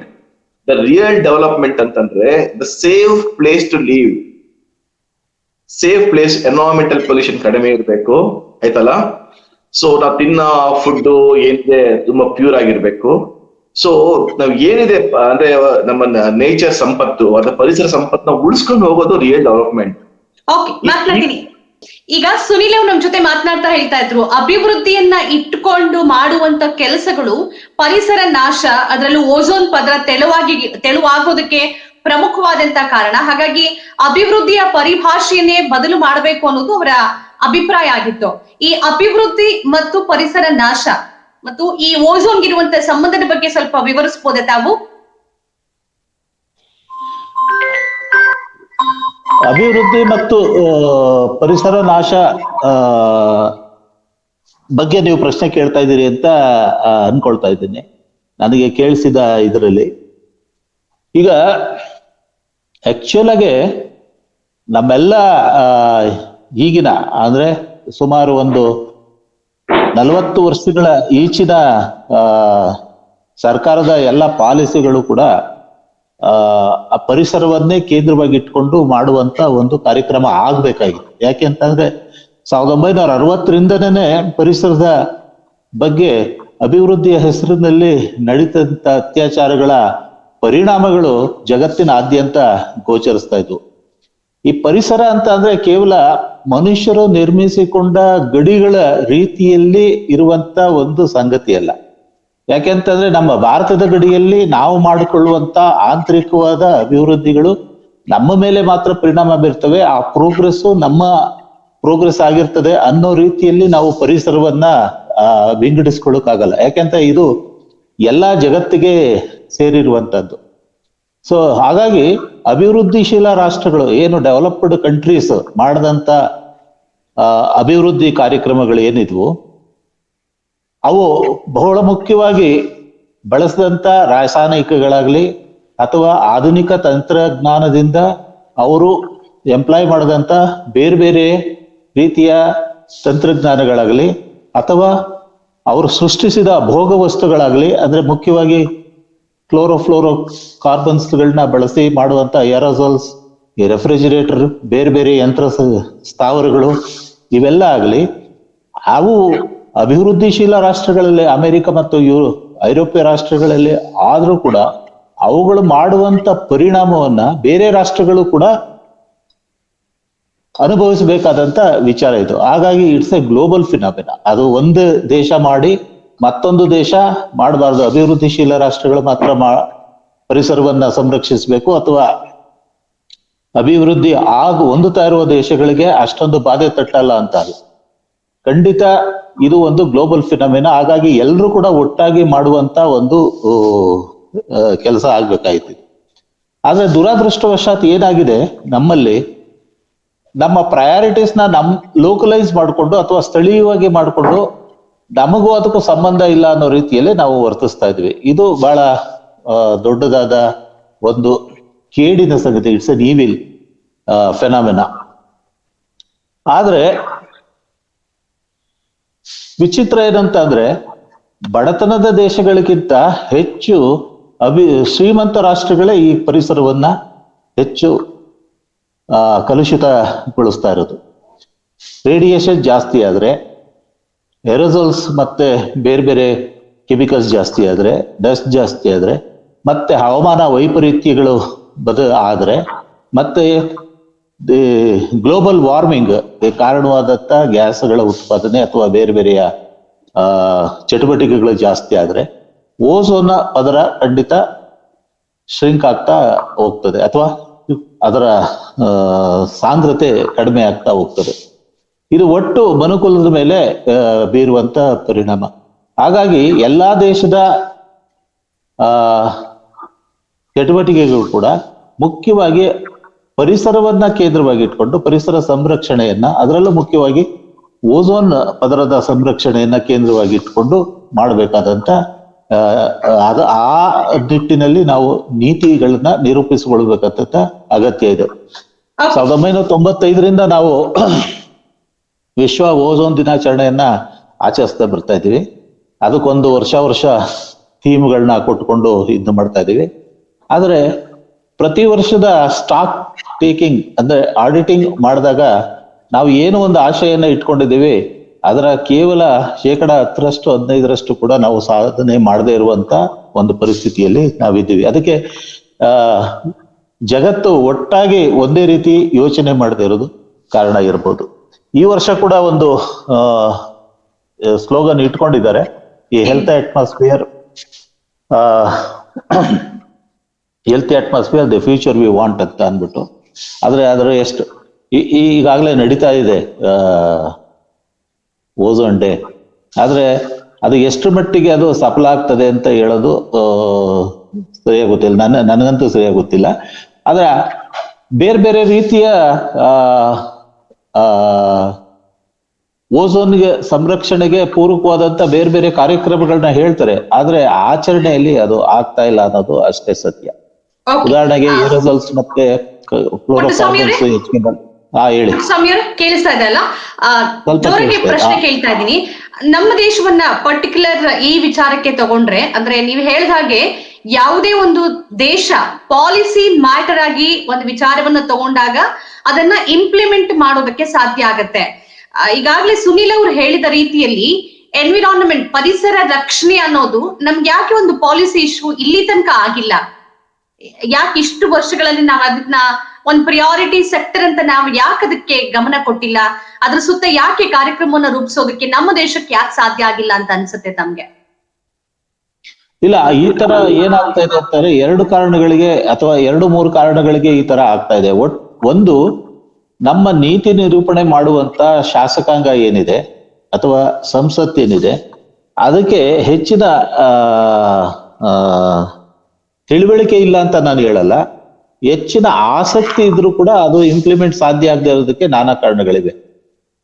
ಇಂಡಸ್ಟ್ರಿಯಲ್ ಒತ್ತಡ ಇದೆ, ಉದ್ಯಮಿಗಳ ಒತ್ತಡ ಇದೆ, ಮತ್ತೆ ತಳಮಟ್ಟದಲ್ಲಿ ಜನಗಳಿಗೆನೆ ತಿಳುವಳಿಕೆಯ ಮಟ್ಟ ಕೂಡ ಕಡಿಮೆ ಇದೆ. ಅವರು ತಮ್ಮ ಹಕ್ಕುಗಳಿಗಾಗಿ ಹೋರಾಡುವ ಪರಿಸರಕ್ಕೆ ಸಂಬಂಧಪಟ್ಟಂಗೆ ಹೋರಾಡುವ ಒಂದು ಹೋರಾಟ ಬಹಳ ಕಡಿಮೆಯ ಮಟ್ಟದಲ್ಲಿ ನಮ್ಮ ದೇಶದಲ್ಲಿದೆ. ಎಲ್ಲೋ ಒಂದು ಸ್ಪೊರಾಡಿಕ್ ಆಗಿ ಅಲ್ಲೊಂದು ಇಲ್ಲೊಂದು ಕೆಲವು ಸಕ್ಸಸ್ಫುಲ್ ಕಥೆಗಳಿರ್ಬೋದು, ಆದ್ರೆ ಅವು ಸಕ್ಸಸ್ ಆಗೋದಿಗೂ ಕೂಡ ಕೆಲವು ಆಳುವ ಪ್ರಭುಗಳೇನಿದ್ದಾರೆ ಅವರು ಸ್ವಲ್ಪ ಸೂಕ್ತವಾಗಿ ಸ್ಪಂದಿಸದ ಕಾರಣಕ್ಕೆ ಅವು ಸಕ್ಸಸ್ ಆಗಿರ್ಬೋದೇ ಹೊರತು ಕೇವಲ ಜನ ಹೋರಾಟದಿಂದನೇ ಅದು ಸಕ್ಸಸ್ ಆಗಿದೆ ಅಂತ ಹೇಳಕ್ಕಾಗಲ್ಲ. ಉದಾಹರಣೆಗೆ ಸೈಲೆಂಟ್ ವ್ಯಾಲಿ ಪ್ರಾಜೆಕ್ಟ್ ಅನ್ನ ನಿಲ್ಸೋದಿಕ್ಕೆ ಜನರು ಹೋರಾಡಿದ್ರು ಕೂಡ ಇಂದಿರಾ ಗಾಂಧಿ ಅದಕ್ಕೆ ಸೂಕ್ತವಾಗಿ ಸ್ಪಂದಿಸೋದಿಗೆ ಮಾತ್ರ ಅದು ನಿಲ್ಲೋದಕ್ಕೆ ಸಾಧ್ಯ ಆಯ್ತು. ಅದೇ ನರ್ಮದಾ ಹೋರಾಟ ಯಾವುದೇ ರಾಜಕಾರಣಿ, ಉದ್ಯಮಿ, ಕಾಂಟ್ರಾಕ್ಟರ್ಗಳು ಸಂಪೂರ್ಣ ವಿರುದ್ಧವಾದ್ರಿಂದ ಅದರಿಂದ ನಾವು ಸಂಪೂರ್ಣ ಯಶಸ್ಸು ಕಾಣೋದಕ್ಕೆ ಆಗ್ಲಿಲ್ಲ. ಒಂದು. ಎರಡನೇದು, ನಮ್ಮಲ್ಲಿ ಇನ್ನೂ ಸರಿಯಾದ ಒಂದು ಆರ್ಥಿಕ ವ್ಯವಸ್ಥೆ ಅನ್ನ ನಿರ್ದೇಶಿಸುವಂತ ರಾಜಕೀಯ ವ್ಯವಸ್ಥೆ ಇಲ್ಲ. ನಮ್ದು ಯಾವ ತರದ ಆರ್ಥಿಕ ವ್ಯವಸ್ಥೆ ಅಂತ ನಮಗೆ ಇನ್ನೂ ಸ್ಪಷ್ಟ ಗೊತ್ತಿಲ್ಲ. Is it whether a capitalistic society, or a socialistic society, or a mixed society, ನಮಗ್ ಗೊತ್ತಿಲ್ಲ. ಇದು ಸಮಾಜವಾದ ಸಿದ್ಧಾಂತವನ್ನು ಒಪ್ಪಿಕೊಂಡ ರಾಜಕೀಯ ವ್ಯವಸ್ಥೆನೋ, ಬಂಡವಾಳಶಾಹಿ ರಾಜಕೀಯ ವ್ಯವಸ್ಥೆನೋ, ಅಥವಾ ಮಿಶ್ರಣಗೊಂಡ ರಾಜಕೀಯ ವ್ಯವಸ್ಥೆನೋ ಇನ್ನೂ ನಮಗೆ ಸರಿಯಾಗಿ ಗೊತ್ತಿಲ್ಲ. ಹಾಗಾಗಿ ಇದರ ಹಿತಾಸಕ್ತಿಗಳ ನಿರ್ಧರಿಸುವ ಶಕ್ತಿಗಳು ಜನಸಾಮಾನ್ಯರಿಗೆ ಗೋಚರವಾಗದ ರೀತಿಯಲ್ಲಿ ಇದ್ದಾರೆ. ಒಂದು ಹಂತದಲ್ಲಿ ನನಗನ್ಸುತ್ತೆ ಇಡೀ ಇಂಡಿಯಾದ ನೀತಿ ನಿರೂಪಣೆಯನ್ನು ಮಾಡೋರು ಕಾಂಟ್ರಾಕ್ಟರ್ಗಳು ಅಂತ. ನಾವು ಬೆಂಗಳೂರಿನಲ್ಲೇ ನೋಡಿದ್ರೆ ಬೆಂಗಳೂರಿನ ಇನ್ಫ್ರಾಸ್ಟ್ರಕ್ಚರು ಮತ್ತೆ ಬೇರೆ ಬೇರೆ ರೀತಿಯ ಸೌಲಭ್ಯಗಳನ್ನ ನಿರ್ಮಾಣ ಮಾಡೋದಕ್ಕೆ ಒಂದು ಹೋಲಿಸ್ಟಿಕ್ ಅಪ್ರೋಚ್ ಮಾಡುವಂತ ಒಂದು ಬಾಡಿ ಇಲ್ಲ. ಯಾವ್ದೊಬ್ಬ ಕಾಂಟ್ರಾಕ್ಟರ್ ಇಂಥದ್ ಮಾಡಿ ಅಂತಾನೆ ಅಂಥದ್ ಮಾಡೋ ರೀತಿಯಲ್ಲಿ ಇದು ನಡೀತಾ ಹೋಗ್ತಾ ಇದೆ. ಹಾಗಾಗಿ ಇಲ್ಲಿ ನಮಗೆ ಯಾವುದು ಮುಖ್ಯ ಆಗ್ಬೇಕಾಯ್ತೋ, ಪ್ರಯಾರಿಟಿ ಆಗ್ಬೇಕಾಯ್ತೋ, ಆ ಪ್ರಯಾರಿಟಿಯನ್ನ ಬಿಟ್ಟು ಯಾವ ಹಿತಾಸಕ್ತಿಗಳು ಇದಾವೋ ಅವರ ಒಂದು ನೀತಿಗಳನ್ನ ಅಳವಡಿಸ್ಕೊಳ್ಳುವಂತ ಒಂದು ವಿಚಿತ್ರವಾದ ಸ್ಥಿತಿಯನ್ನ ನಾವು ನೋಡ್ತಾ ಇದ್ದೀವಿ. ಹಾಗಾಗಿ ಪರಿಸರ ಅನ್ನೋದು ಇನ್ನೂ ಕೂಡ ಒಂದು ಬಹಳ ಮುಖ್ಯವಾದ ಪ್ರಮೇಯವಾಗಿ ನಮ್ಮ ಸಾರ್ವಜನಿಕ ಆಡಳಿತದಲ್ಲಾಗಲಿ, ಸಾರ್ವಜನಿಕ ಆಡಳಿತದ ಹೊರತಾಗಿ ನಮ್ಮ ರಾಜಕೀಯ ಪ್ರಭುತ್ವದ ನೀತಿ ಆಗ್ಲಿ ಆಗ್ತಾನೆ ಇಲ್ಲ. ಆಗ ನೋಡಕ್ ಹೋದ್ರೆ ಹಿಂದೆ ಹೇಳಿ. ಓಕೆ ಸರ್, ಮಾತನಾಡ್ತೀನಿ ನಿಮ್ ಜೊತೆಗೆ. ಸುನಿಲ್ ಅವರೇ, ಈಗ ತಾವ್ ಹೇಳಿದ್ರಿ ಅಭಿವೃದ್ಧಿಯ ದೃಷ್ಟಿಯಿಂದ ನಾವು ನೋಡೋದಾದ್ರೆ ಅಭಿವೃದ್ಧಿಯೇ ಒಂದು ರೀತಿಯಲ್ಲಿ ಈ ಪರಿಸರ ನಾಶ ಮತ್ತು ಪೊಲ್ಯೂಷನ್, ಮಾಲಿನ್ಯಕ್ಕೆ ಬಹಳ ಮುಖ್ಯವಾದಂತ ಕೊಡುಗೆಯನ್ನ ನೀಡುತ್ತೆ ಅಂತ. ಆದ್ರೆ ಇವತ್ತಿನ ಪ್ರಸಕ್ತ ಸನ್ನಿವೇಶದಲ್ಲಿ ಒಂದು ಗ್ಲೋಬಲೈಸೇಷನ್ ಕಾನ್ಸೆಪ್ಟ್ ಅಲ್ಲಿ ನಾವಿರೋ ಸಂದರ್ಭದಲ್ಲಿ ಅಭಿವೃದ್ಧಿ ಮತ್ತು ಒಂದು ದೇಶ ಆ ಕಡೆಗೆ ಸಾಕೋದು ಬಹಳ ಮುಖ್ಯ ಆಗತ್ತೆ. ಅಭಿವೃದ್ಧಿ ಇಲ್ಲ ಅಂತಂದ್ರೆ ಆ ದೇಶ ವಿಶ್ವದ ಎದುರು ನಿಂತ್ಕೊಳ್ಳೋದಕ್ಕೂ ಕಷ್ಟ ಆಗತ್ತೆ. ಹಾಗಾಗಿ ಇದನ್ನ ಹೇಗೆ ಬ್ಯಾಲೆನ್ಸ್ ಮಾಡ್ಬೋದು? ಒಂದು ಡೆವಲಪ್ಮೆಂಟ್, ಇನ್ನೊಂದು ಪರಿಸರವನ್ನು ರಕ್ಷಣೆ ಮಾಡೋ ನಿಟ್ಟಿನಲ್ಲಿ ಹೇಗೆ ಬ್ಯಾಲೆನ್ಸ್ ಮಾಡ್ಬೋದು ಅಂತ ಅನ್ಸುತ್ತೆ ತಮ್ಗೆ?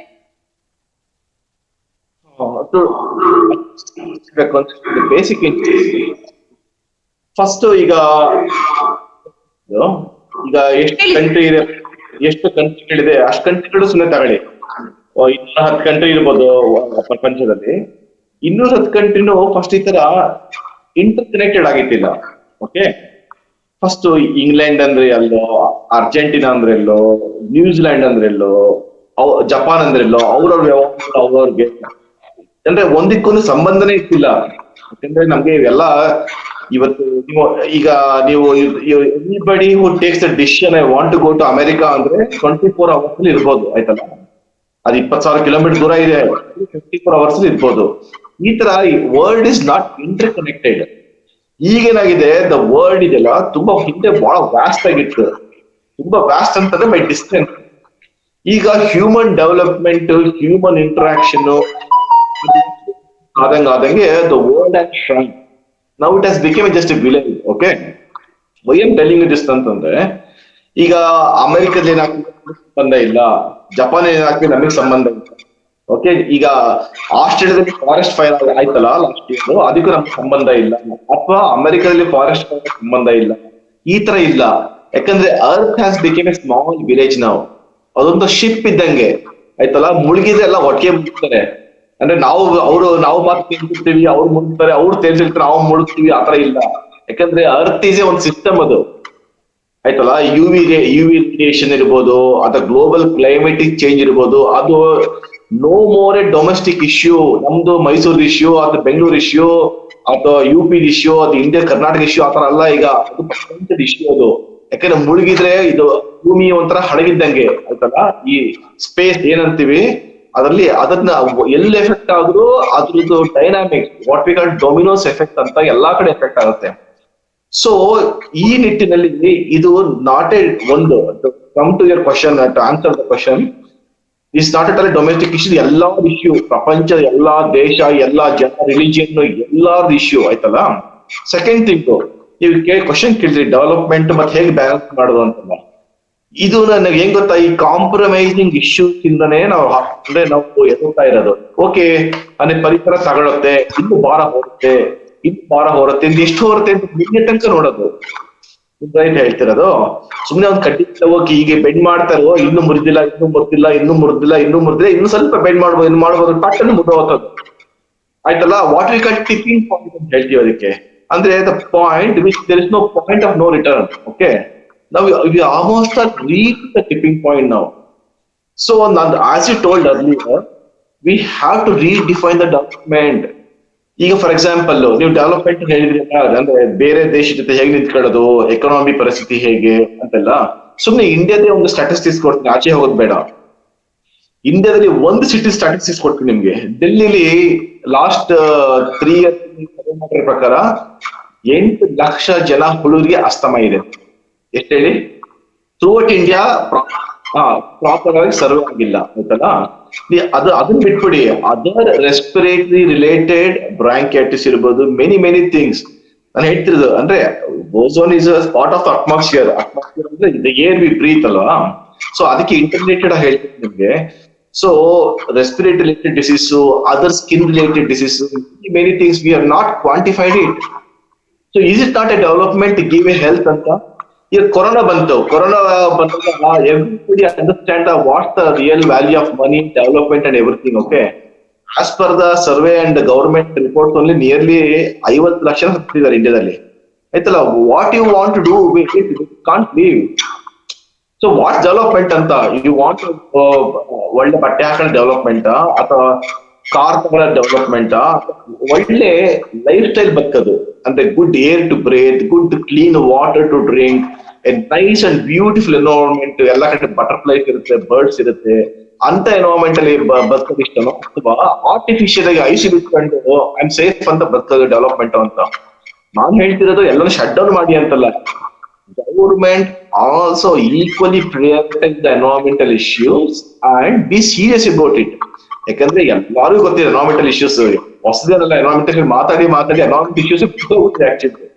ಬಟ್ ಪ್ರಾಬ್ಲಮ್ ಅಂತಂದ್ರೆ ಇಂಟೆನ್ಸಿಟಿ ಆಫ್ ದ ಪ್ರಾಬ್ಲಮ್.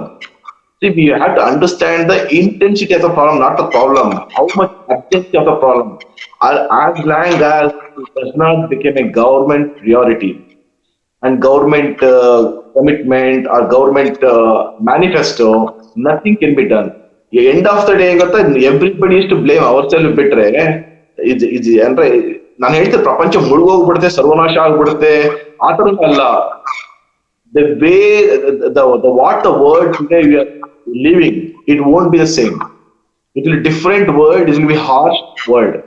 ನಮ್ಮ ಟೆಕ್ನಾಲಜಿ ಇರೋದ್ರಿಂದ we are not feeling the heat because we have so much of technological advantages. Even technology also has a limit.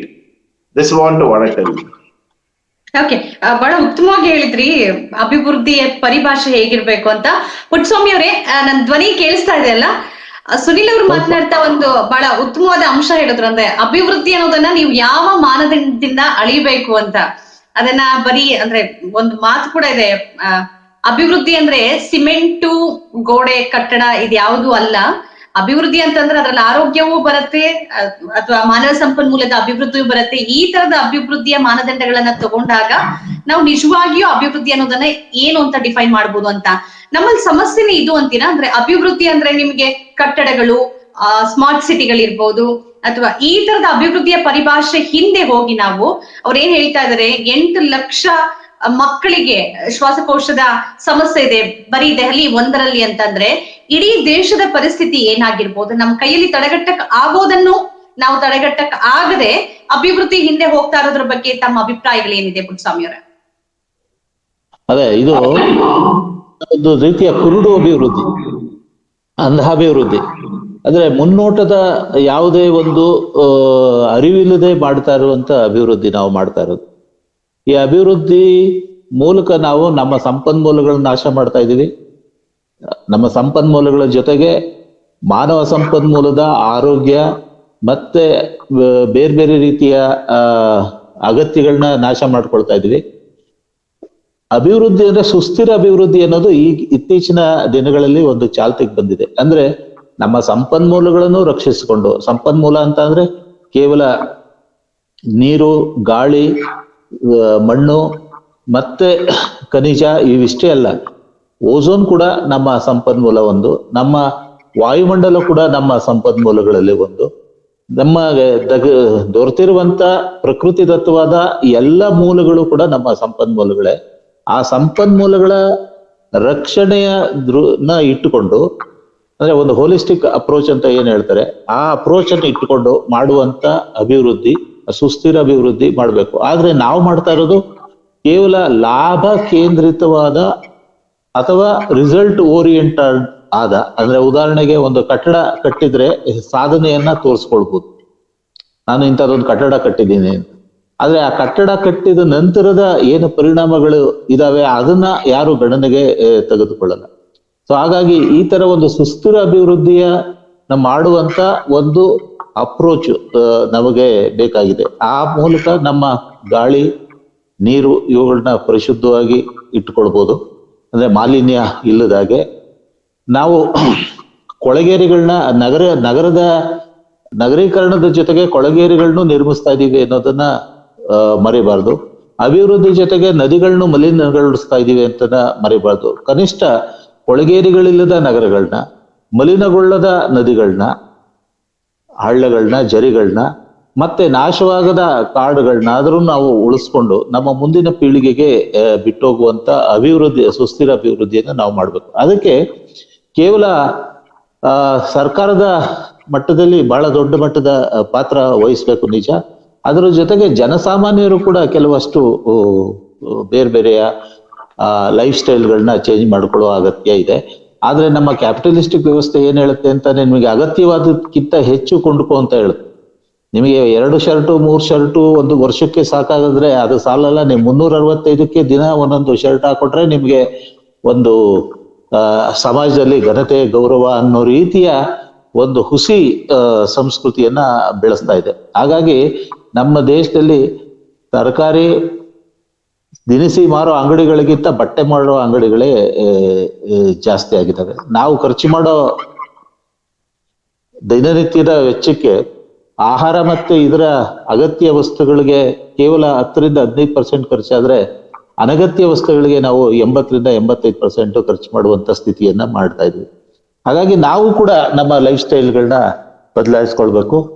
Alternative transport ಸಿಸ್ಟಮ್ನ ಕಂಡುಕೊಳ್ಬೇಕು. ಆಮೇಲೆ ಈ ರಿಫ್ಯೂಸ್, ರಿಡ್ಯೂಸ್, ರಿಯೂಸ್ ಅಂತ ಏನ್ 4 Rs ಅಂತ ಇದಾವೆ ಅವುಗಳನ್ನೆಲ್ಲ ನಾವು ಕೂಡ ಪಾಲಿಸ್ಕೊಳ್ಬೇಕು. ಸೊ ಒಟ್ಟಾರೆ ಅಭಿವೃದ್ಧಿ ಅನ್ನುವುದನ್ನ ಕುರುಡಾಗಿ ನಾವು ಅನುಸರಿಸದೆ ಸುಸ್ಥಿರವಾಗಿ ಸಮಾಜಕ್ಕೆ ಮತ್ತೆ ಸರ್ವರಿಗೂ ಉಪಯುಕ್ತವಾದಂತ ಒಂದು ಅಪ್ರೋಚ್ ಅನ್ನ ಸರ್ಕಾರವೂ ಕಂಡುಕೊಳ್ಬೇಕು ಮತ್ತೆ ಜನಸಾಮಾನ್ಯರು ಕಂಡುಕೊಳ್ಬೇಕು ಅಂತ ಅನ್ಸುತ್ತೆ. ಇಲ್ದಿದ್ರೆ ನಮ್ಗೆ ತೀರಾ ಅವಾಗಲೇ ಸುನಿಲ್ ಅವ್ರು ಹೇಳ್ದಂಗೆ ಎಲ್ಲವೂ ನಾಶವಾಗ್ತದೆ ಒಂದೇ ಸಾರಿ ಅಂತ ಅಲ್ಲ. ಆದ್ರೆ ನಾಶ ಮಾತ್ರ ನಾಶದ ಕಡೆಗೆ ಮಾತ್ರ ನಾವು ನಿಧಾನವಾಗಿ ಚಲಿಸ್ತೀವಿ. ಅದು ಈ 100 ವರ್ಷದಲ್ಲಿ ಆಗದೆ ಇರೋದು, 200 ವರ್ಷದಲ್ಲಿ ಆಗದೆ ಇರ್ಬೋದು, ಬಟ್ ಅದಂತೂ ಆಗೋದಂತೂ ಖಂಡಿತ ಮುಂದೆ. ಓಕೆ ಸುನಿಲ್ ಅವರೇ, ಈಗ ಅಭಿವೃದ್ಧಿ ಅಂತ ನಾವು ನೋಡ್ಕೊಂಡು ನೀವೇ ಹೇಳಿದ್ರಿ ಯಾವ ರೀತಿ ಆರೋಗ್ಯ ಸಮಸ್ಯೆ ಆಗ್ತಾ ಇದೆ ಅಂತ. ನಮ್ಮ ಇಡೀ ದೇಶದ ಬಜೆಟ್ ಅಲ್ಲಿ ಬಹಳಷ್ಟು ನಾವು ಆರೋಗ್ಯಕ್ಕೆ ಮೀಸಲಿಡ್ತೀವಿ, ಆಸ್ಪತ್ರೆಗಳನ್ನ ಕಟ್ತೀವಿ, ಟ್ರೀಟ್ಮೆಂಟ್ ಈ ತರದ ಎಲ್ಲವೂ ಯೋಜನೆಗಳು ಎಲ್ಲವೂ ಬರುತ್ತೆ. ಆದ್ರೆ ನೀವೇ ಹೇಳೋ ರೀತಿಯಲ್ಲಿ ಪರಿಸರವನ್ನ ಒಂದಷ್ಟು ಮಟ್ಟಿಗೆ ನಾವು ಸಂರಕ್ಷಣೆ ಮಾಡಿದ್ರೆ ಅರ್ಧಕ್ಕರ್ಧ ಆರೋಗ್ಯ ಸಮಸ್ಯೆಯಿಂದ ಪಾರಾಗ್ಬೋದು ಅಂತ. ಸರ್ಕಾರವೂ ವೆಚ್ಚ ಮಾಡೋ ಹಣ ಕಡಿಮೆ ಆಗತ್ತೆ, ಜನಸಾಮಾನ್ಯರು ಆರೋಗ್ಯಕ್ಕೆ ಅಂತ ಏನ್ ಹಣವನ್ನ ಇಡ್ತಾರೆ ಅದು ಕಡಿಮೆ ಆಗತ್ತೆ, ಅವರ ಜೀವನ ಮಟ್ಟವೂ ಸುಧಾರಿಸತ್ತೆ. ಈ ಬಗ್ಗೆ ಯಾಕೆ ಗಮನ ಹರಿಸೋದಿಲ್ಲ? ಬರೀ ಕಾಡು ಕಡಿಯೋದು, ಕಟ್ಟಡಗಳನ್ನ ಕಟ್ಟೋದು, ಈ ತರದೇ ಯಾಕೆ ಆಗ್ತಾ ಇದೆ ಅಂತ ಅನ್ಸುತ್ತೆ. ಮತ್ತೆ ಇದರ ಪರಿಣಾಮ ಇನ್ನೊಬ್ರಿಗೆ ಆಗೋದಿಲ್ಲ. ನೀವೇ ಹೇಳಿದಾಗೆ ಅದಕ್ಕೊಂದು ಗಡಿ ಇಲ್ಲ. ಕೊರೋನಾ ರೀತಿಯಲ್ಲಿ ಅದನ್ನ ಪ್ರತಿಯೊಬ್ರು ಅನುಭವಿಸ್ಲೇಬೇಕು. ಹಾಗಿದ್ದು ಯಾಕೆ ಈ ನಿರ್ಲಕ್ಷ್ಯ? One of the biggest problem any country, no matter what country, okay, ಅಂದ್ರೆ the government ಗೆ what we call the scientific outlook ಅಂತ, ಓಕೆ, ದ ಸೈಂಟಿಫಿಕ್ ಏನಂತಾರೆ ವಿಜ್ಞಾನದ ದೃಷ್ಟಿಕೋನ ತುಂಬಾ ಕಡಿಮೆ ಇರುತ್ತೆ. Any government, no matter what government. Okay, so ಅವರು ವಾಟ್ ಸೈಂಟಿಫಿಕ್ ಬಾಡಿ ಏನಿರುತ್ತೆ ಅಥವಾ ರಿಲೇಟೆಡ್ ಸೈಂಟಿಸ್ಟ್ ಏನಿರ್ತಾರೆ ಅಡ್ವೈಸ್ ನ ತಗೊಳಲ್ಲ. They taken it always for granted. Okay, ಏನೋ ಒಂದು ರಿಪೋರ್ಟ್ ಮಾಡ್ಬೇಕು ಕಾಟಾಚಾರಕ್ಕೆ, ಇದು ನೋಡಿ ಎನ್ವೈರನ್ಮೆಂಟಲ್ ಪ್ರಾಕ್ಟೀಸ್ ಮಾಡ್ಬೇಕಾ, ಡ್ಯಾಮ್ ಕಟ್ಟಬೇಕು, ಒಂದ್ ಏನೋ ಫ್ಯಾಕ್ಟರಿ ಹಾಕ್ಬೇಕು, ನೋಡಪ್ಪ ಎನ್ವೈರನ್ಮೆಂಟಲ್ ಕೊಡಿ ಹಾಕೊಡ್ತಾರೆ. ನಿಮ್ಮ ಧ್ವನಿ ನನಗೆ ಕೇಳಿಸ್ತಾ ಇಲ್ಲ. ಮತ್ತೆ ನಾನು ನಿಮ್ ಜೊತೆಗೆ ಮಾತನಾಡ್ತೀನಿ ಸುನಿಲ್ ಅವರೇ, ಸ್ವಲ್ಪ ಸಮಸ್ಯೆ ಆಗ್ತಾ ಇದೆ. ಪುಟ್ಟಸ್ವಾಮಿ ಅವರೇ, ನೀವಾಗ್ಲೇ ಹೇಳಿದ್ರಿ, ನೀವ್ ಹೇಳಿರೋ ಮಾತನ್ನ ಬಹುಶಃ 90ರ ದಶಕದಲ್ಲಿ ಪೂರ್ಣಚಂದ್ರ ತೇಜಸ್ವಿ ಅವರು ಹೇಳಿದ್ರು, ಓಝೋನ್ ಪದರ ಮತ್ತು ಸುಖಿ ವಿಶ್ವ ಅಂತ. ನಾವು ಗಡಿಗಳನ್ನ ಹಾಕೋತೀವಿ ಯಾವುದಕ್ಕೆ, ಭೂಮಿಗೆ, ಆದ್ರೆ ಆಕಾಶಕ್ಕೆ ಗಡಿಯನ್ನ ಹಾಕೋದಕ್ ಆಗೋದಿಲ್ಲ. ಅಲ್ಲಾಗುವಂತ ಬದಲಾವಣೆ ಯಾವ ದೇಶದ ಮೇಲಾದ್ರೂ ಪರಿಣಾಮ ಆಗ್ಬೋದು. ಯಾಕಂದ್ರೆ ಇಡೀ ವಿಶ್ವವೇ ಒಂದು, ಅದನ್ನ ಬೇರೆ ಬೇರೆಯಾಗಿ ನೋಡೋದಕ್ಕೆ ಸಾಧ್ಯ ಇಲ್ಲ ಅಂತ ತೇಜಸ್ವಿ ಅವರು ಹೇಳಿದ್ರು. ಹೀಗಿರೋ ಸಂದರ್ಭದಲ್ಲಿ ಅದರಿಂದ ನಾವ್ ಎಫೆಕ್ಟ್ ಆಗ್ತೀವಿ ಅಂತ ಗೊತ್ತಿದ್ರು ಯಾಕೆ ಈ ತರದ್ದು? ಈಗ ನಾವೊಂದು ಅಂಕಿಅಂಶ ತಗೊಂಡ್ರೆ ಇಂಗಾಲದ ಡೈಆಕ್ಸೈಡ್ ಅನ್ನ ಹೊರ ಹಾಕುವಂತ ದೇಶಗಳಲ್ಲಿ ಭಾರತ 4ನೇ ಸ್ಥಾನದಲ್ಲಿದೆ, ಚೀನಾ ಪ್ರಥಮ ಸ್ಥಾನದಲ್ಲಿದೆ. ಆದ್ರೆ ನಾವು $5 ಟ್ರಿಲಿಯನ್ ಎಕಾನಮಿ ಅಂತ ಹೇಳ್ಕೊತೀವಿ, ಪೂರ್ಣ ಅಭಿವೃದ್ಧಿ ಹೊಂದಿರೋ ದೇಶ ಅಂತ ಹೇಳ್ಕೊತೀವಿ. ಅಂದ್ರೆ ನೀವು ಯಾವುದನ್ನ ಅಭಿವೃದ್ಧಿ ಅಂತ ಹೇಳ್ಬೇಕು, ಯಾವುದ್ರಲ್ಲಿ ನಾವು ಸಾಧನೆ ಮಾಡಿದೀವಿ ಅಂತ ಹೇಳ್ಬೇಕು, ಅದನ್ನ ಹೇಳ್ಕೊಳಕ್ ಆಗ್ತಾ ಇಲ್ಲ. ಇದ್ರ ಬಗ್ಗೆ ತಮ್ಮ ಮಾತುಗಳೇನಿದೆ? ಇಲ್ಲ, ನೀವು ಮೊದಲು ತೇಜಸ್ವಿ ಅವ್ರನ್ನ ಪ್ರಸ್ತಾಪ ಮಾಡಿದ್ರೆ, ತೇಜಸ್ವಿ ಅವರು ಇಡೀ ಜಗತ್ತೇ ಒಂದು ಘಟಕ ಅನ್ನೋ ರೀತಿಯಲ್ಲಿ ಪರಿಭಾವಿಸೋದಾದ್ರೆ, ತೇಜಸ್ವಿ ಅವರು ಹೇಳಿದಾಗೆ, ಸೊ ಜಗತ್ತಿನಲ್ಲಿ ಎಲ್ಲಿ ಯಾವುದೇ ಪರಿಣಾಮ ಬೀರಿದ್ರು ಅದು ಜಾಗತಿಕವಾದ ಪರಿಣಾಮವೇ ಆಗಿರ್ತದೆ. ಅಂದ್ರೆ ಯಾವುದೇ ಒಂದು ದೇಶದಲ್ಲಿ ಏನಾದ್ರೂ ಒಂದು ಹೆಚ್ಚು ಕಡಿಮೆ ಏನಂತಂದ್ರೆ ಕಲ್ಪನೆಯನ್ನ, ಸೊ ವಿಜ್ಞಾನದ ಮೇಲೆ ಎಲ್ಲಾ ಗೌರ್ಮೆಂಟ್ ಕಂಪ್ಲೀಟ್ ಭರವಸೆ, ವಿಶ್ವಾಸ ಸಂಪೂರ್ಣ ಇಡ್ಬೇಕಾಗತ್ತೆ. ಯಾಕಂದ್ರೆ ಒಂದು ಸೈಂಟಿಫಿಕ್ ರಿಸರ್ಚ್ ಅದು ಸೈಂಟಿಫಿಕ್ ಸರ್ವೆ ಅಥವಾ ಸೈಂಟಿಫಿಕ್ ರಿಪೋರ್ಟ್ ಅಂತ ಏನ್ ಬರುತ್ತೆ, ಅದು ತುಂಬಾ ಥೌಸಂಡ್ಸ್ ಆಫ್ ಪೀಪಲ್ ಅನಲೈಸ್ ಮಾಡಿ ಅದು ಇಂಟರ್ಪ್ರೇಟ್ ಮಾಡಿ ಒಂದು ಗೌರ್ಮೆಂಟ್ ಕೊಟ್ಟಿರ್ತಾರೆ. ಅದನ್ನ ಆಲ್ವೇಸ್ ಸೈಂಟಿಫಿಕ್ ರಿಪೋರ್ಟ್ ಏನಿರುತ್ತೆ, ಈಗ ನಿಮ್ಗೆ ಗೊತ್ತಿದ್ದಂಗೆ ಇವತ್ತು ಓಝೋನ್ ಡೇ ತಿನ್ನಾಗ್ತಾ ಇದೆ, ಹಾಳಾಗ್ತಿದೆ ಅಂತ ಯಾರಿಗೆ ಹೇಳಿರೋದು? ಯಾರು ಶಾಸ್ತ್ರ ಹೇಳೋರು ಹೇಳಿಲ್ಲ, ಅಥವಾ ಯಾರು ಬೇರೆಯವರು ಹೇಳಿಲ್ಲ, ರೈತ ಹೇಳಿಲ್ಲ. ಒಂದು ವಿಜ್ಞಾನ ರಿಸರ್ಚ್ ಮಾಡಿ ಅದ್ರದ್ದು ಇಯರ್ಸ್ ಗಟ್ಲೆ ಅದ್ರ ಡೇಟಾ ತಗೊಂಡು ಅನಲೈಸ್ ಮಾಡಿ ಅದ್ ಯಾಕೆ ಆಗ್ತಿದೆ, ಎಲ್ಲ ಆಗ್ತಿದೆ, ಯಾವ್ದ್ರಿಂದ ಆಗ್ತಿದೆ, ಏನ್ ಮಾಡ್ಬೋದು ಅಂತ ಅಡ್ವೈಸ್ ಮಾಡಿದಾರಲ್ವಾ. ಸೊ ಯಾಕೆ ಸಾಲ್ವ್ ಮಾಡಕ್ಕಾಗಲ್ಲ ಅಂದ್ರೆ ಆ ಗೌರ್ಮೆಂಟ್ ರಿಪೋರ್ಟ್ ಅಂದ್ರೆ ಸೈಂಟಿಫಿಕ್ ರಿಪೋರ್ಟ್ಸ್ ಗಳು ಏನಿದೆ ಅದನ್ನ ನಾವು ಸೀರಿಯಸ್ ಆಗಿ ತಗೋಬೇಕಾಗತ್ತೆ. ನಾವು ನಮ್ದು ರಿಲಿಜಿಯನ್ ಬಿಲೀಫು ಅದು ಇದು ದೇವ್ರಿಗೆ ಭೂಮಿನ ಕ್ರಿಯೇಟ್ ಮಾಡಿದಾನೆ ಅವೆಲ್ಲ ಬದಿಗಿಟ್ಬಿಟ್ಟು ಆಯ್ತಲ್ಲ, ಒಂದು ವಿಜ್ಞಾನದ ಪಾಯಿಂಟ್ ಇಂದ ಸೈನ್ಸ್ ಏನ್ ಹೇಳ್ತಾ ಇದೆ, ಓಕೆ, ಯಾಕೆ ಇದು ಇಂಪಾರ್ಟೆಂಟ್, ಅದ್ರ ಡೈನಾಮಿಕ್ಸ್ ಏನು, ಅದನ್ನ ಹೆಂಗ್ ಸಾಲ್ವ್ ಮಾಡುವಂತ ಸೈಂಟಿಫಿಕ್ ಹೋದ್ರೆ ಖಂಡಿತ ಅಚೀವ್ ಮಾಡ್ಬೋದು. ನಾನು ಹೇಳ್ತಿರೋದು ಕಂಪ್ಲೀಟ್ ಫೇಲ್ಯೂರ್ ಅಂತ ಇಲ್ಲ, ಎಲ್ಲೂ ಆಯ್ತಲ್ಲ, but success required run rate ಗಿಂತ ತುಂಬಾ ಕಡಿಮೆ ಇದೆ. ಸೊ ಇಸ್ ನಾಟ್ ಪಾಸಿಬಲ್ ಆಯ್ತಲ್ಲ. ನೀವು 6 ಬಾಲ್ಗೆ ಕ್ರಿಕೆಟ್ ಎಲ್ಲ ಗೊತ್ತಿರೋದ್ರಿಂದ ಹೇಳ್ತಾ ಇದೀನಿ. ಇಂಡಿಯಾದಲ್ಲಿ ಆಕ್ಚುಲಿ 6 ಬಾಲ್ಗೆ 6 ಇದೆ, 6 ಬಾಲ್ಗೆ 30 ರನ್ ಹೊಡಿಯೋದು ಬಹಳ ಇದೆ. ನಾವು ಅದನ್ನ ರನ್ ರೇಟ್ ಜಾಸ್ತಿ ಮಾಡ್ಕೊಂತೀವಿ ಅಂತನಷ್ಟೇ ಹೇಳ್ತಾ ಇರೋದು. So what I want to tell ultimately ಅಂದ್ರೆ put the faith on the science, that's the problem. Government has to understand the problem, understand its importance. ಅದು ಫಸ್ಟ್ ಪ್ರಿಯಾರಿಟಿ ಆಗ್ಬೇಕು ಎನಿ ಗವರ್ಮೆಂಟ್ಸ್. ಯಾಕಂದ್ರೆ ನೀವು ಜಸ್ಟ್ ಇನ್ನೊಂದು ಇದಕ್ಕೆ ಎಕ್ಸಾಂಪಲ್, ಇಲ್ಲಿ ಯಾವ ಸರ್ಕಾರ ಪ್ರಭುತ್ವ ಅಂತ ತಗೋಬಹುದು ಅಂತ ಅನ್ಸುತ್ತೆ. ಇದು ಯಾವ್ದೋ ಗವರ್ಮೆಂಟ್ ಅಂತಲ್ಲ, ಪ್ರತಿ ಗವರ್ಮೆಂಟ್ಗಳು ಇದ್ರ ಬಗ್ಗೆ ನಿರ್ಲಕ್ಷ್ಯ ವಹಿಸಿವೆ. ಎಸ್, ಹೌದು. ಈಗ ವಾಟರ್ ಬಾರ್ನ್ ಡಿಸೀಸ್ ಇದೆಯಲ್ಲ, ನಾವು ವಾಟರ್ ಬಾರ್ನ್ ಡಿಸೀಸ್ ಅಂದ್ರೆ ವಾಟರ್ ಏನೇನ್ ಬರ್ತದೆ, ಈಗ 101 ಡಿಸೀಸ್ ಅದು ಇದು ನೀವು ಅಂದ್ರೆ ಅಲ್ಲಿ ಲೆಕ್ಕ ಹಾಕಿದ್ರೆ ಇಂಡಿಯಾ ನಿಯರ್ಲಿ ರೀಸೆಂಟ್ ಒಂದು ರಿಪೋರ್ಟ್ ಪ್ರಕಾರ ಸ್ಪೆಂಡ್ಸ್ ಆಯ್ತಲ್ಲ, ಅಂದ್ರೆ $US ಹೇಳ್ಬೇಕು ಅಂದ್ರೆ ನಿಯರ್ಲಿ ಇಂಡಿಯಾದಲ್ಲಿ ಪ್ರಕಾರ ಒಂದು 27-28 ಸಾವಿರ ಕೋಟಿ ಆಲ್ ಗವರ್ಮೆಂಟ್ ಸೇರಿ ಇಂಡಿಯಾ ದೇಶದಲ್ಲಿ. ಅಂದ್ರೆ ಪೀಪಲ್ ಆರ್ ಸ್ಪೆಂಡಿಂಗ್ ಅಂದ್ರೆ ಮೆಡಿಕಲ್ ಇದು ಆಯ್ತಲ್ಲ, ವಾಟರ್ ಇಂದ ಬರೋ ಅಂತ ಡಿಸೀಸ್ ಅದು ಇದು. ನಾನು ಹೇಳಿದ್ದು ಆ ದುಡ್ಡಲ್ಲಿ ನಿಮ್ಗೆ ವಾಟರ್ ಕ್ಲೀನ್ ಮಾಡ್ಬೋದಲ್ಲ, ಇದನ್ನ ಊಟನೇ ಹಾಕಿ ಸುತ್ತಿ ಬಳಸಿ ಮಾಡ್ತೀರಿ ಅಂತ. ನೀವು ವಾಟರ್ ಬಾರ್ನ್ ಡಿಸೀಸ್ ಅಂತಾನೆ ಗವರ್ಮೆಂಟ್ ರಿಪೋರ್ಟ್ ಕೊಡ್ತಿದ್ದಾರೆ, ಅಲ್ಲಿ ವಾಟರ್ ಪೊಲ್ಯೂಷನ್ ಅಂತ ಗವರ್ಮೆಂಟ್ ಸ್ಪೆಂಡ್ ಮಾಡ್ತಿದ್ದಾರೆ. ಬಟ್ ವೇರ್ ಇಂತ ಲಿಂಕೇಜ್ ಅಂತ ನಾನು ಕೇಳ್ತಿರೋದು, ವೈ ಇಟ್ಸ್ ಹ್ಯಾಪನಿಂಗ್ ಅಂತ. C ultimately is all about the commitment. Realising the importance ಅಷ್ಟೇನೆ. ಕರೆಕ್ಟ್ ಮಾತನಾಡ್ತೀನಿ. ಪುಟ್ಟಸ್ವಾಮಿ ಅವರೇ, ಕೇಳಿಸ್ತಾ ಇದಲ್ಲ ಈಗ? ತಾವು ತೇಜಸ್ವಿ ಅವರನ್ನ ಪ್ರಸ್ತಾಪ ಮಾಡಿರಿ, ಹೇಳ್ತಾ ಇದ್ರಿ, ಮುಂದುವರಿಸಿ ತಮ್ಮ ಮಾತನ್ನ. ಈ ವಿಶ್ವವೇ ಒಂದು ಘಟಕ ಅನ್ನೋ ಕಾನ್ಸೆಪ್ಟ್ ಅನ್ನ ಮೊದಲು ಮುಂದೆಡೆ ಇಟ್ಟವರು ಜೇಮ್ಸ್ ಲವ್ಲಾಕ್ ಅಂತ. ಅವರು ಗೇಯಾ ಥಿಯರಿ ಅಂತ ಏನು ಒಂದು ಸಿದ್ಧಾಂತವನ್ನ ಪ್ರತಿಪಾದಿಸಿದ್ರು.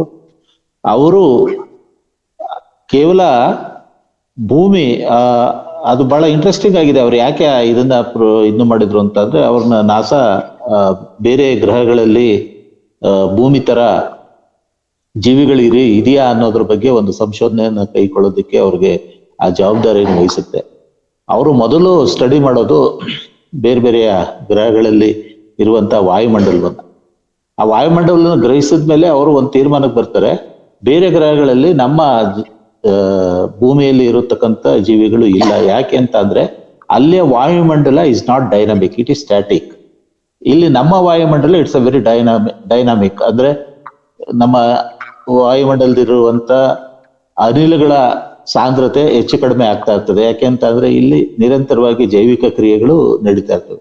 ಅದರ ನಂತರ ಅವರು ಹೇಳ್ತಾರೆ, ನಾವು ಕೇವಲ ಭೂಮಿಯನ್ನ ಒಂದು ಸಾವಯವ ಅಥವಾ ನಿರವಯವ ಘಟಕ, ಅಂದ್ರೆ ಆರ್ಗಾನಿಕ್ ಇನ್ಆರ್ಗಾನಿಕ್ ಕಾಂಪೋನೆಂಟ್ಸ್ ತರ ನೋಡಬಾರ್ದು. ಒಂದು ಜೀವ ಇರುವ ಒಂದು ಜೀವಿಗಳಿರುವಂತ ಸಸ್ಯ ಮತ್ತು ಪ್ರಾಣಿಗಳ ಸಂಕುಲ ಒಂದು ಕಡೆ ಆದ್ರೆ, ನಿರ್ಜೀವಾದ ವಸ್ತುಗಳಾದಂತ ಬಂಡೆ, ಕಲ್ಲು, ಸಮುದ್ರ, ಈ ತರದ ಇವೆರಡು ಘಟಕಗಳಿಂದ ಆಗಿದೆ ಅಂತ. ಆ ತರ ಅಲ್ಲ, ಇಡೀ ಅರ್ಥೇ ಒಂದು ಲಿವಿಂಗ್ ಸಿಸ್ಟಮ್. ಅಂದ್ರೆ ನಾವು ಭೂಮಿಯನ್ನು ನೋಡ್ತಾ ಇದ್ದೀವಿ, that it self is A living system. ಅಂದ್ರೆ ನಮ್ಮ ಭೂಮಿ ಒಂದು ಲಿವಿಂಗ್ ಸಿಸ್ಟಮ್. ಅಂದ್ರೆ ಅದೇ ಒಂದು ಜೀವಿ ಅಂತ ಆದ್ರೆ ಉಳಿದುದು ಎಲ್ಲ ಅಂಗಾಂಗಗಳು. ಅಂದ್ರೆ ಮನುಷ್ಯರು, ಪ್ರಾಣಿಗಳು, ಸಸ್ಯಗಳು, ಕಲ್ಲು, ಬಂಡೆ, ಸಮುದ್ರ, ನೀರು, ಇವೆಲ್ಲ ಬೇರೆ ಬೇರೆ ಅಂಗಾಂಗಗಳು. ಒಬ್ಬ ಮನುಷ್ಯನಿಗೆ ಬೇರೆ ಬೇರೆ ಅಂಗಾಂಗಗಳಿದ್ದ ರೀತಿಯಲ್ಲಿ ಇದು ಕೂಡ ಹಾಗೆ. ಹಾಗಾಗಿ ಒಂದು ಅಂಗಕ್ಕೆ ಊನ ಆದ್ರೆ ಅದು ಇನ್ನೊಂದು ಕಡೆ ಪರಿಣಾಮವನ್ನ ಬೀರ್ತದೆ. ಅಥವಾ ಒಂದು ಅಂಗಕ್ಕೆ ಏನಾದ್ರೂ ಹೆಚ್ಚು ಕಡಿಮೆ ಸಮತೋಲನ ಮಾಡ್ಕೊಳ್ಳೋದಕ್ಕೆ ಇನ್ನೊಂದು ರೀತಿಯಲ್ಲಿ ಪರಿಣಾಮವನ್ನ ಅದನ್ನು ತೋರಿಸುತ್ತೆ ಅಂತ. ಸೊ ಅದನ್ನ ಆ ಕಾನ್ಸೆಪ್ಟ್, ಆ ಗೇಯ ಸಿದ್ಧಾಂತ ಏನಿದೆಯಲ್ಲ, ಆ ಕಾನ್ಸೆಪ್ಟ್ ನ ಮೂಲಕ ಈ ಪರಿಸರದ ದೃಷ್ಟಿಕೋನವನ್ನು ನೋಡಿದಾಗ ಇಡೀ ವಿಶ್ವ ಒಂದು ಘಟಕವಾಗಿ ನಮಗೆ ಗೋಚರ ಆಗ್ತದೆ. ಹಾಗಾಗಿ ಅಮೆರಿಕದಲ್ಲಿ ಆದಂತ ಒಂದು ಚಟುವಟಿಕೆ ಭಾರತದ ಮೇಲೆ ದುಷ್ಪರಿಣಾಮ ಬೀರ್ಬೋದು, ಅಥವಾ ಅದನ್ನ ಸರಿತೂಗಿಸೋದಕ್ಕೆ ಭಾರತದ ಮೇಲೆ ಇದಾಗ್ಬೋದು. ಸೊ ನಮಗೆಲ್ಲ ಯಾಕೆ ಸುನಾಮಿಗಳು ಬೇರೆ ಬೇರೆಗಳು ನಡೀತಾ ಇರ್ತವೆ ಅಂತಾದ್ರೆ ಈ ತರದ ಒಂದು ಬ್ಯಾಲೆನ್ಸಿಂಗ್ ಕ್ರಿಯೆಗೆ ನಡೀತಾ ಇರ್ತವೆ. ಆದ್ರೆ ಈ ಜಗತ್ತು ಸೃಷ್ಟಿಯಾದ ತಾವಿಂದ ಇವು ನಡೀತಾನೆ ಇದ್ದಾವೆ. ಆದ್ರೆ ಎಲ್ಲಿ ಮನುಷ್ಯನ ಹಾನಿ ಆಗ್ತಾ ಇದೆ ಆವಾಗ ಮಾತ್ರ ನಾವು ಹಾಹಾಕಾರ ತೋರ್ತಾ ಇರ್ತೀವಿ. ಅದರ್ವೈಸ್ ಆ ಫಿನಾಮಿನಗಳು, ಆ ವಿದ್ಯಮಾನಗಳು ನಡೀತಾನೆ ಇರ್ತವೆ. ಈಗ ಅವುಗಳ ಪರಿಣಾಮಗಳು ಬಹಳ ಜಾಸ್ತಿ ಆಗ್ತಾ ಇದಾವೆ. ಯಾಕೆ ಅಂತ ಅಂದ್ರೆ it's an indicator that we are disrupting the very system of the earth. ಅದ್ರ ಮುಖ್ಯ ಕಾರಣ ನಾವು ಈ ಪರಿಸರದ ಮೇಲೆ ತರ್ತಾ ಇರ್ತಕ್ಕಂಥ ಪರಿವರ್ತನೆಗಳು. ಅದು ಅಭಿವೃದ್ಧಿ ಹೆಸರಿನಲ್ಲಿ ಆಗ್ಬೋದು, ಅಥವಾ ಬೇರೆ ಬೇರೆ ಅಚೀವ್ಮೆಂಟ್ಸ್ ದೃಷ್ಟಿಯಿಂದ ಮಾಡ್ತಾ ಇರುವಂತ ಇದಾಗಿರ್ಬೋದು, ಅಥವಾ ನಮಗ್ ಗೊತ್ತಿಲ್ಲದೇನೆ ಪರಿಸರದ ರಿದಮ್ಗಳನ್ನ ನಾಶ ಮಾಡುವಂತ ಒಂದು ಕ್ರಿಯೆಯಿಂದ ಆಗ್ತಾ ಇರ್ತದೆ. ಹಾಗಾಗಿ ಇದು ಪರಿಸರದ ಒಟ್ಟು ಚಟುವಟಿಕೆ, ಅದರ ಪರಿಣಾಮಗಳು ಕೇವಲ ಒಂದು ನಿರ್ದಿಷ್ಟ ರಾಜಕೀಯ ಗಡಿಗಳ ದೇಶಗಳಿಗೆ ಮಾತ್ರ ಸೀಮಿತ ಅಲ್ಲ, ಅದು ಇಡೀ ಪ್ರಪಂಚದ ವ್ಯವಸ್ಥೆಯ ಮೇಲೆನೆ ಪರಿಣಾಮ ಬೀರ್ತದೆ ಅನ್ನೋದು. ಅದಕ್ಕೆ ತೇಜಸ್ವಿ ಅವರು ಆ ತರ ಇಡೀ ಪರಿಸರದ ದೃಷ್ಟಿಯಿಂದನೇ ಮುಂದಿನ 21ನೇ ಶತಮಾನದ ಆಗುಹೋಗುಗಳು ಮತ್ತೆ ನೀತಿ ನಿರೂಪಣೆಗಳು ಮತ್ತೆ ಚಿಂತನೆಗಳು ಎಲ್ಲ ಅದರ ಕೇಂದ್ರದಲ್ಲೇ ನಡೀತವೆ ಅಂತ ಅಂದ್ಬಿಟ್ಟು ತಮ್ಮ ಪುಸ್ತಕದಲ್ಲಿ ಹೇಳ್ಕೊಡ್ತಾರೆ. ಅದು ನಿಜನೂ ಕೂಡ. ನಿಜ. ಪುಟ್ಟಸ್ವಾಮಿ ಅವರೇ, ಇನ್ನೊಂದು ಸಮಯ ಕಡಿಮೆ ಇರೋದ್ರಿಂದ ಇನ್ನೊಂದು ಪ್ರಶ್ನೆ ಏನಂದ್ರೆ, ಕರ್ನಾಟಕದ ಮಟ್ಟಿಗೆ ನಾವು ಅಂದ್ರೆ ಈಗ ವಾತಾವರಣ, ಪರಿಸರ ಅಂತ ಒಂದು ಪರ್ಟಿಕ್ಯುಲರ್ ಪ್ಲೇಸ್ ಬಗ್ಗೆ ಮಾತಾಡಕ್ ಆಗುದಿಲ್ಲ. ಆದ್ರೂ ನಮ್ಮ ರಾಜ್ಯವನ್ನ ತೆಗೆದುಕೊಂಡು ಮಾತಾಡೋದಾದ್ರೆ, ಇಲ್ಲಿ ಇತ್ತೀಚಿನ ವರ್ಷಗಳಲ್ಲಿ ಅತಿ ಹೆಚ್ಚು ಕಾಡಿನ ನಾಶ ಆಗ್ತಾ ಇದೆ. ಅದರಲ್ಲೂ ಕೊರೋನಾ ಬಂದ ಮೇಲೆ ಮಲೆನಾಡು ಭಾಗದಲ್ಲಿ ಅನೇಕ ಸಾವಿರ ಎಕರೆ ಅರಣ್ಯ ಭೂಮಿಯನ್ನ ನಾಶ ಮಾಡಿ ತೋಟ ಹಾಕಿದ್ದಾರೆ ಅಂತ ಮಾಹಿತಿ ಇದೆ. ಅಂತರ್ಜಲ ಮಟ್ಟ ಸಂಪೂರ್ಣವಾಗಿ ನಾಶ ಆಗಿದೆ. ಇದರ ನಡುವೆ ಹೊಸ ಮುಖ್ಯಮಂತ್ರಿಗಳು ಬಸವರಾಜ ಬೊಮ್ಮಾಯಿ ಅವರು ಪರಿಸರ ಬಜೆಟ್ ಅಂತ ನಾವು ಸಪರೇಟ್ ಮಾಡ್ತೀವಿ ಅಂತ ಇತ್ತೀಚೆಗೆ ಹೇಳಿಕೆ ಕೊಟ್ಟಿದ್ದಾರೆ. ಇದನ್ನ ಹೇಗ್ ಕನೆಕ್ಟ್ ಮಾಡ್ತೀರಿ? ಪರಿಸರ ನಾಶ, ಓಝೋನ್ ದಿನದ ಈ ಸಂದರ್ಭದಲ್ಲಿ ಇದನ್ನ ಹೇಗ್ ರಿಲೇಟ್ ಮಾಡ್ತೀರಿ ಜನಸಾಮಾನ್ಯರ ಬದುಕಿಗೆ, ಪರಿಸರ ರಕ್ಷಣೆಗೆ? ತಮ್ಮ ಅಭಿಪ್ರಾಯ ಏನಿದೆ ಇದ್ರ ಬಗ್ಗೆ? ಇಲ್ಲ, ಅದು ನಾವು ಆರಂಭದಿಂದನೂ ಈ ಪರಿಸರ ಹೀಗೆ ಇರ್ತದೆ ಕಾಡಿನ ದೃಷ್ಟಿಯಿಂದ ಹೀಗೆ ಇರ್ತದೆ ಅಂತಾನೆ ಭಾವಿಸ್ಕೊಂಡು ಮೊದಲಾದ್ರೂ ಸ್ವಲ್ಪ ಸೈಂಟಿಫಿಕ್ ಎಕ್ಸ್ಪ್ಲೈಟೇಷನ್ ಇತ್ತು. ಅಂತಂದ್ರೆ ಫೆಲ್ಲಿಂಗ್ ಆಫ್ ಟ್ರೀಸ್ ಅವರ್ based on some scientific approach ಬ್ರಿಟಿಷರ್ ಕಾಲದಿಂದ ಮಾಡ್ತಾ ಇದ್ರು. ಆದ್ರೆ ನೋಡಿ, ಒಂದೊಂದು ಕಾಲದಲ್ಲಿ ಒಂದೊಂದು ಲಾಬಿ ಪ್ರಬಲವಾಗಿರ್ತದೆ ನಮ್ಮ ರಾಜಕೀಯದಲ್ಲಿ. ಮೊದಲು ಆರಂಭದಲ್ಲಿ ಸ್ವಾತಂತ್ರ್ಯ ನಂತರದ ಆರಂಭದಲ್ಲಿ ಏನು ನಮ್ಮ ಕರ್ನಾಟಕ ರಾಜ್ಯ ನಿರ್ಮಾಣ ಆಯ್ತು, ವಿಶಾಲ ಮೈಸೂರು, ಆವಾಗ ಬಹಳ ಪ್ರಬಲವಾಗಿದ್ದು ಟಿಂಬರ್ ಲಾಬಿ. ಟಿಂಬರ್ ಲಾಬಿ ಇಲ್ಲಿಂದ ಬಹಳಷ್ಟು ಮರಗಳು ಮತ್ತೆ ಇದು, ಆವಾಗ ಅನ್ಸೈಂಟಿಫಿಕ್ ಎಕ್ಸ್ಪ್ಲೈಟೇಷನ್ ಶುರು ಆಯ್ತು. ಜೊತೆಗೆ ನಮ್ಮ ಅಭಿವೃದ್ಧಿ ಯೋಜನೆಗಳು ಬಹಳ ಮುಖ್ಯವಾಗಿ ಡ್ಯಾಮ್ ಅಂದ್ರೆ ಜಲಾಶಯಗಳ ನಿರ್ಮಾಣ, ಹೇಮಾವತಿ ಜಲಾಶಯ ನಿರ್ಮಾಣಕ್ಕೆ, ಹಾರಂಗಿ ಜಲಾಶಯ ನಿರ್ಮಾಣಕ್ಕೆ, ಕಬಿನಿ, ಕಾಳಿ ಮತ್ತೆ ಬೇರೆ ಬೇರೆ ಇದಕ್ಕೆ ಬಹಳಷ್ಟು ಕಾಡುಗಳನ್ನ, ಆದ್ರೂ ಪ್ರಿಸ್ಟೈನ್ ಫಾರೆಸ್ಟ್ ಎಲ್ಲರೂ ಬಹಳಷ್ಟು ಸಮೃದ್ಧವಾದ ಕಾಡುಗಳನ್ನ ನಾವು ನಾಶ ಮಾಡಿದ್ವಿ. ಮತ್ತೆ ಟಿಂಬರ್ ಲಾಬಿಗೆ ಮಿಡಿದು ಬಹಳಷ್ಟು ಕಾಡು ನಾಶ ಆಯ್ತು. ಅದ್ರಲ್ಲಿ ಅಲ್ಲೊಂದು ಸೈಂಟಿಫಿಕ್ ಎಕ್ಸ್ಪ್ಲೈಟೇಷನ್ ಇತ್ತು. ಅಂದ್ರೆ ಒಂದು ಜಾಗದಲ್ಲಿ ಇಷ್ಟಿಷ್ಟೇ ಬೆಳೆದ ಮರಗಳನ್ನ ಕಡಿಬೇಕು ಅಂತ.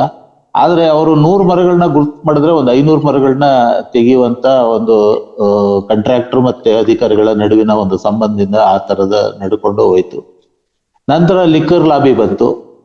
ಲಿಕ್ಕರ್ ಲಾಬಿ ಆದ್ಮೇಲೆ ಮತ್ತೆ ಕನ್ಸ್ಟ್ರಕ್ಷನ್ ಲಾಬಿ ಬಂತು. ಈಗ ಗೊತ್ತಿದೆಯಲ್ಲ, ಬೇರೆ ಬೇರೆ ಉದ್ಯಮಗಳು, ಈಗ ಲಾಬಿಗಳೇ ಈಗ ಆಳುವಂತ ಸ್ಥಿತಿಗೆ ಬಂದಿದ್ದಾರೆ.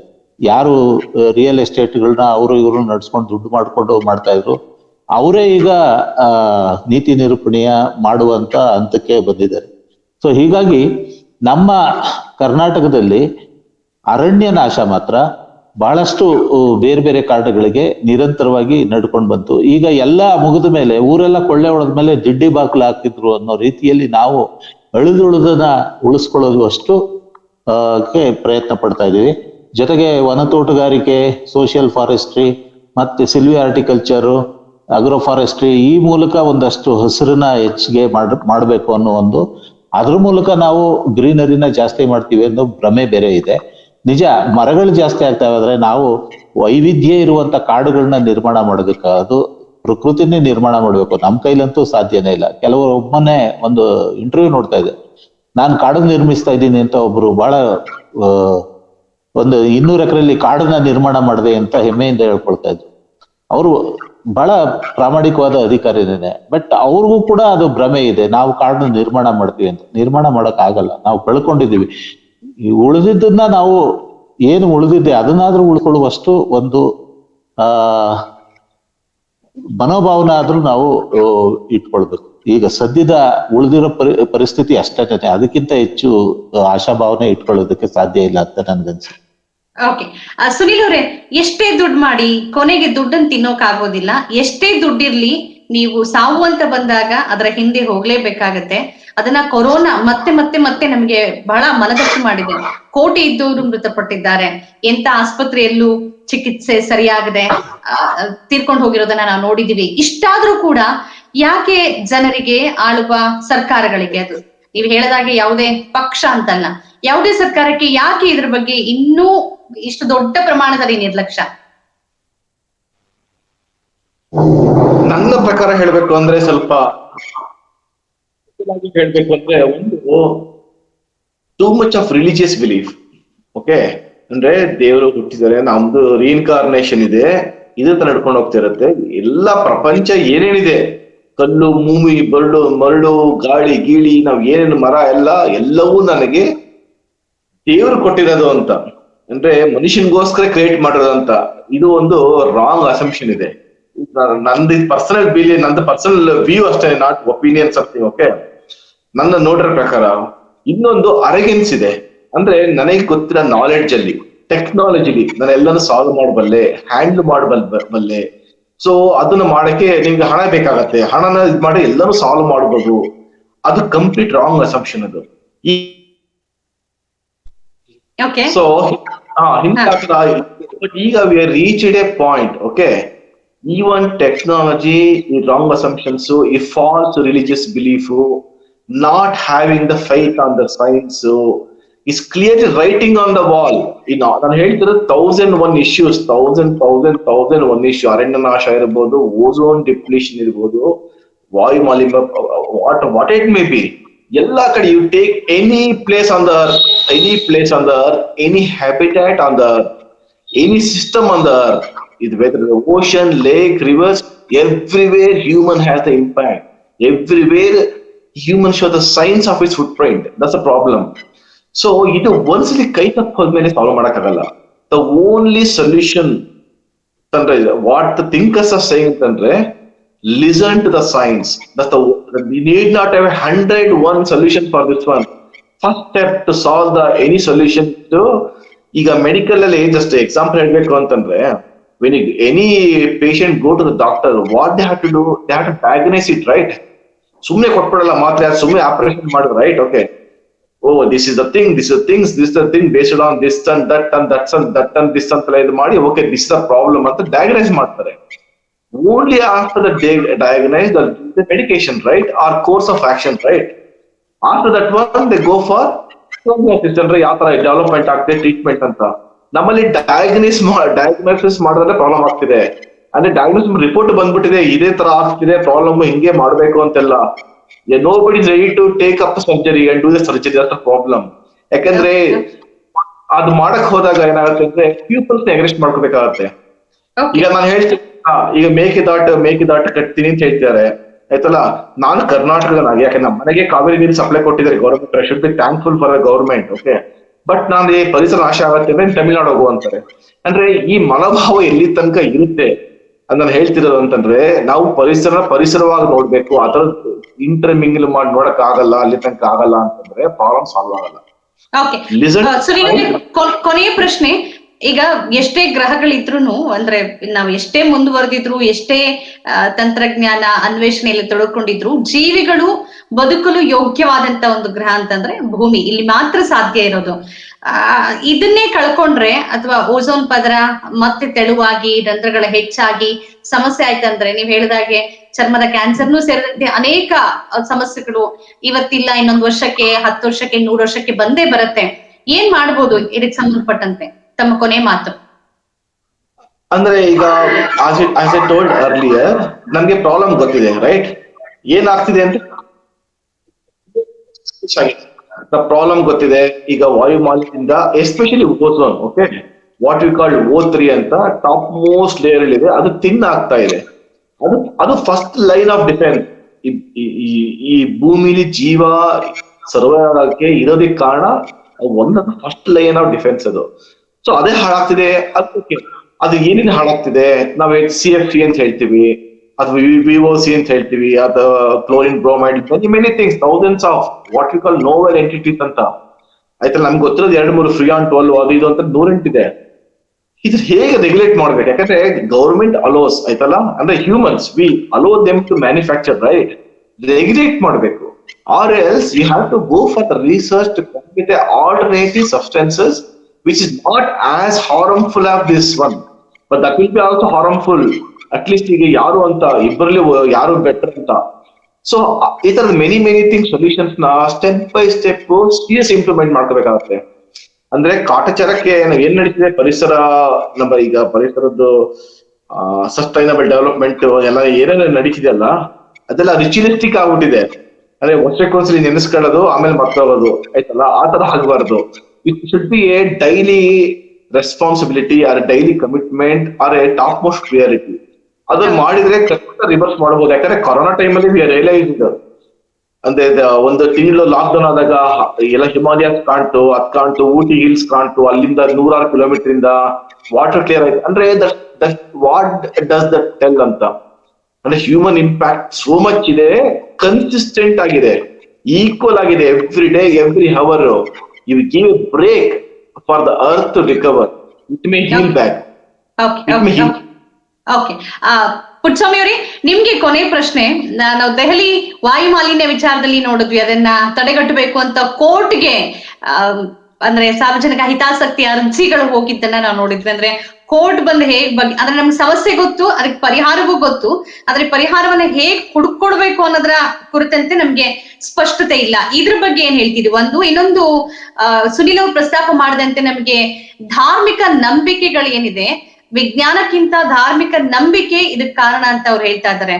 ಉದಾಹರಣೆಗೆ ಒಂದು ಗ್ರಹಣ ಆಗತ್ತೆ ಅಂತಂದ್ರೆ ಇಡೀ ದೇಶ, ನಮ್ ದೇಶವನ್ನು ಉದಾಹರಣೆಗೆ ತಗೊಂಡ್ರೆ ಇಡೀ ದೇಶ ಹೊರಗಡೆ ಬರೋದಿಲ್ಲ, ಅದಕ್ಕೆ ಬೇಕಾದಂತ ಎಲ್ಲದನ್ನ ಮಾಡ್ಕೊಳ್ತಾರೆ. ಆದ್ರೆ ಪರಿಸರ ರಕ್ಷಣೆಗೆ ಇದನ್ನ ಮಾಡಿ ಅಂತಂದ್ರೆ ಮಾಡೋದಿಲ್ಲ.